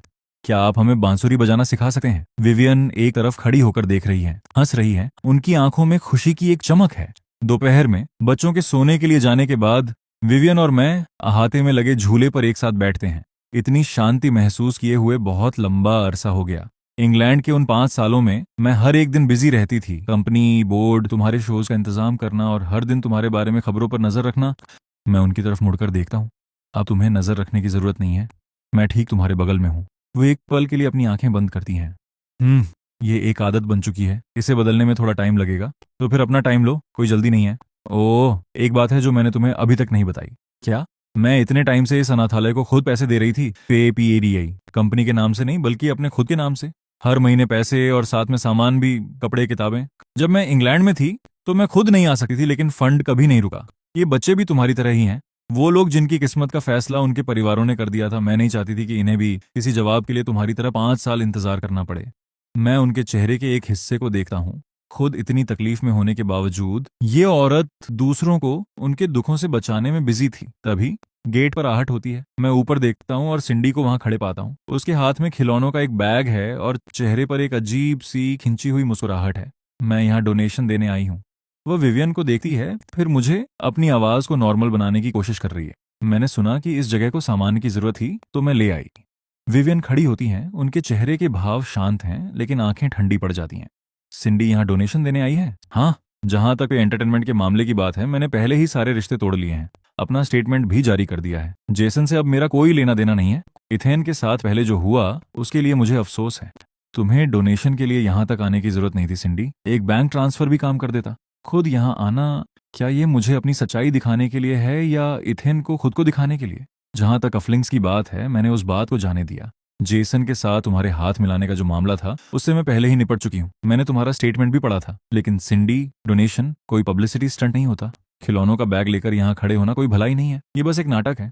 सिंडी अपने होंठ भींच लेती है, बैग को और कसकर पकड़ लेती है। विवियन 2 सेकंड के लिए उसे देखती है, फिर मुड़कर वापस झूले पर बैठ जाती है। तुम बैग वहीं छोड़ सकती हो, लेकिन अगली बार खुद आने की कोई जरूरत नहीं है। सिंडी गेट पर खड़ी रहती है। उसका चेहरा पीला पड़ जाता है और ये देखकर कि मैं कुछ नहीं कह रहा हूँ, वो बैग नीचे रखती है और जाने के लिए मुड़ती है। उसकी चाल आने से दोगुनी तेज है। अहाते में फिर से सन्नाटा छा जाता है। विवियन की आवाज वापस अपनी पुरानी शांति में लौट आती है।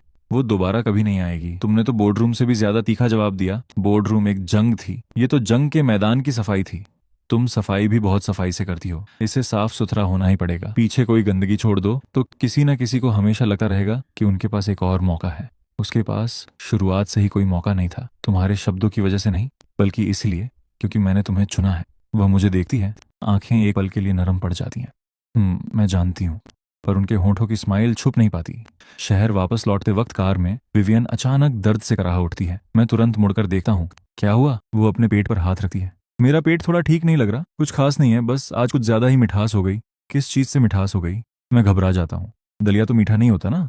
वह मेरी तरफ देखती है। बात दलिए की नहीं है, तुम्हारी है। तुम इतने स्वीट हो कि मेरा पेट झेल नहीं पा रहा। मैं पूरी तरह से हैरान रह जाता हूँ।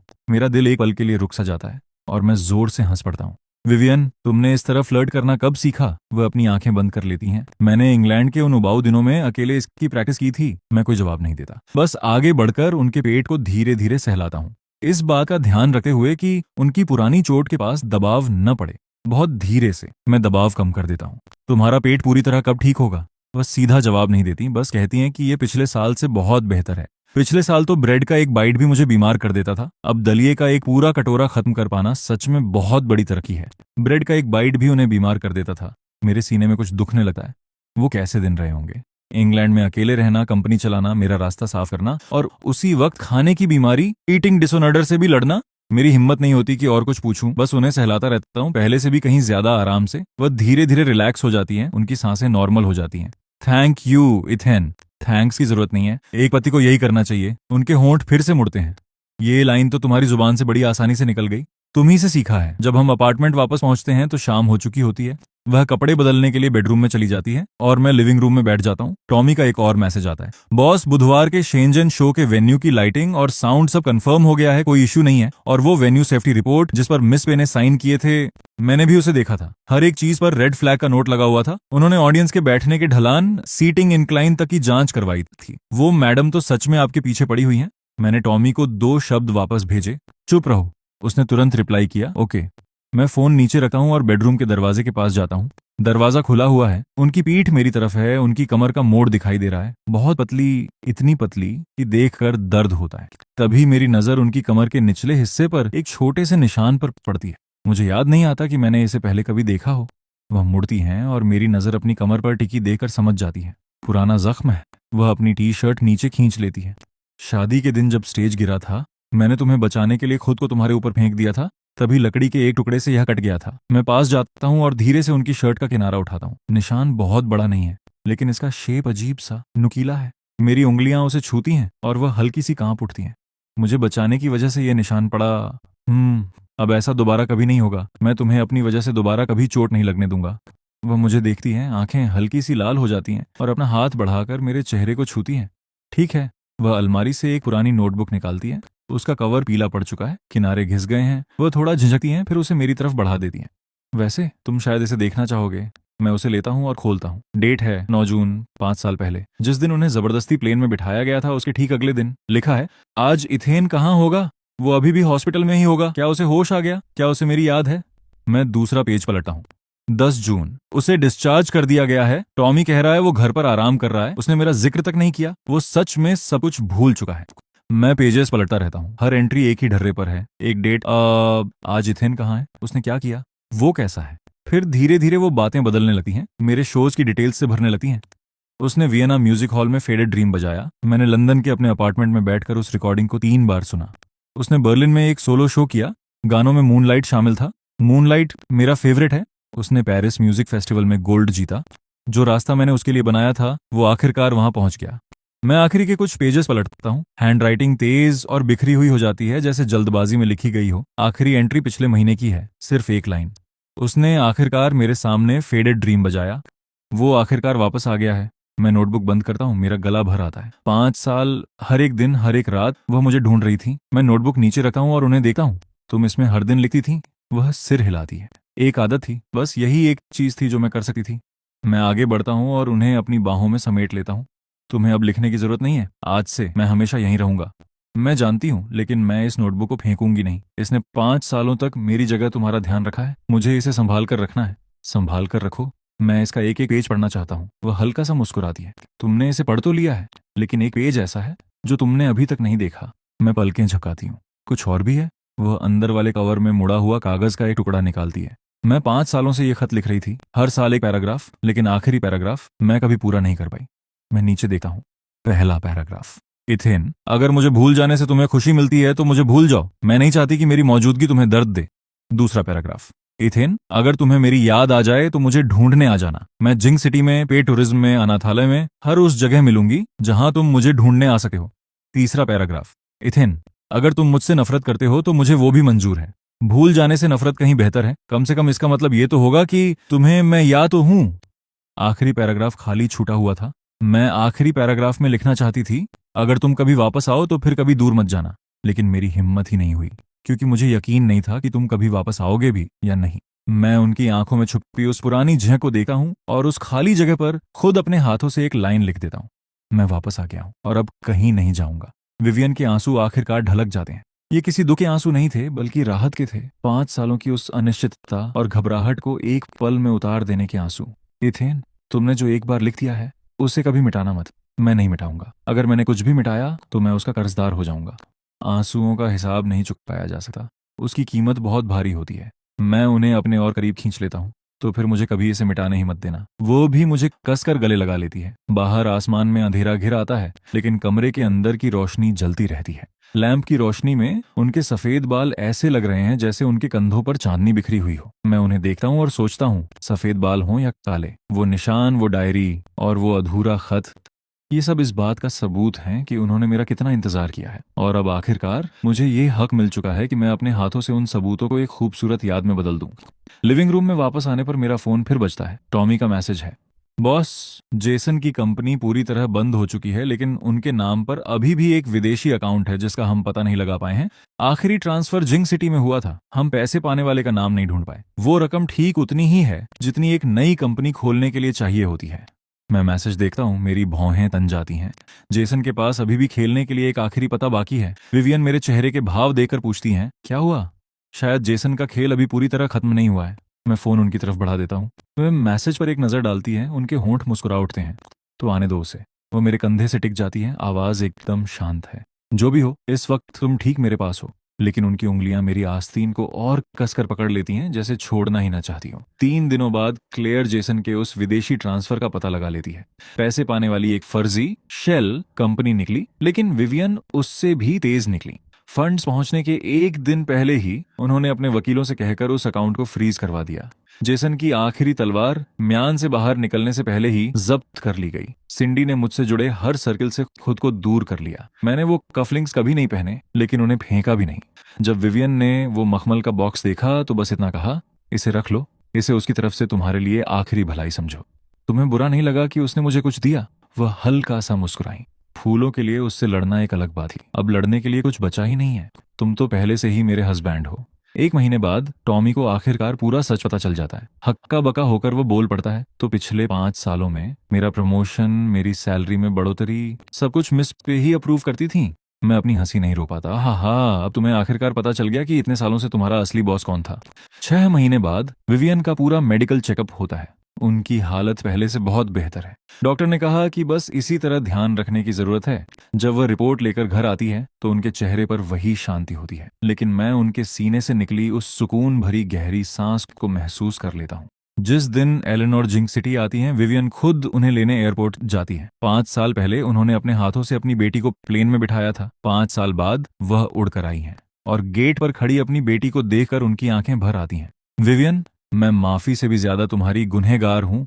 एलेनोर अपना हाथ आगे बढ़ाती है। विवियन 2 सेकंड के लिए झिझकती है, फिर उनका हाथ थाम लेती है। उस शाम हम बालकनी में बैठते हैं। उनके हाथों में वही पुरानी नोटबुक है और आखिरी पेज पर मेरी लिखी हुई वो लाइन अभी भी वैसी ही है, मैं वापस आ गया हूँ और अब कहीं नहीं जाऊंगा। वह उस पेज को पलटती हैं, उनकी उंगलियां रुकती हैं और फिर वह हंस पड़ती हैं। तुम्हारी हैंडराइटिंग बहुत खराब है। दूर कहीं बांसुरी की एक धुन तैरती हुई आती है। शायद मैं स्पीकर बंद करना भूल गया था। 3 महीने बाद विवियन के सफेद बाल फिर से काले होने लगते हैं। पहली बार एलेनोर ने मुझे खुद अपने घर डिनर पर बुलाया। खाने के बीच में वह कहती हैं, ये लड़का अब से ये व्यावहारिक रूप से हमारा परिवार ही है। विवियन हैरानी में पलकें झपकाती हैं। मैं बीच में टोकता हूँ, जब मिसेस पे व्यावहारिक रूप से या आधा अधूरा नहीं, मैं अब पूरी तरह से आपका परिवार हूँ। मेरा ध्यान उस दिन पर चला जाता है जब मैंने शादी का प्रपोजल दिया था। उस दिन उनका पसंदीदा गाना मून लाइट बजाने के बाद बिल्कुल वही लाइटें, वही फूल जैसे 5 साल पहले थे। बस इस बार प्रपोज करने वाला मैं था। विवियन स्टेज पर मुझे फूल देने के लिए आती है। मैं फूल नहीं लेता, इसके बजाय मैं एक घुटने पर बैठ जाता हूँ। 5 साल पहले तुमने मेरी हिफाजत की थी, अब से मुझे तुम्हारी हिफाजत करने दो। विवियन, क्या तुम मुझसे शादी करोगी? उनकी आंखें आंसुओं से भर जाती हैं। वह बार बार हाँ में सिर हिलाती हैं, फिर नीचे झुककर मुझे चूम लेती है। ये कहानी यहाँ अपने खूबसूरत और मुकम्मल अंजाम तक पहुंचती है।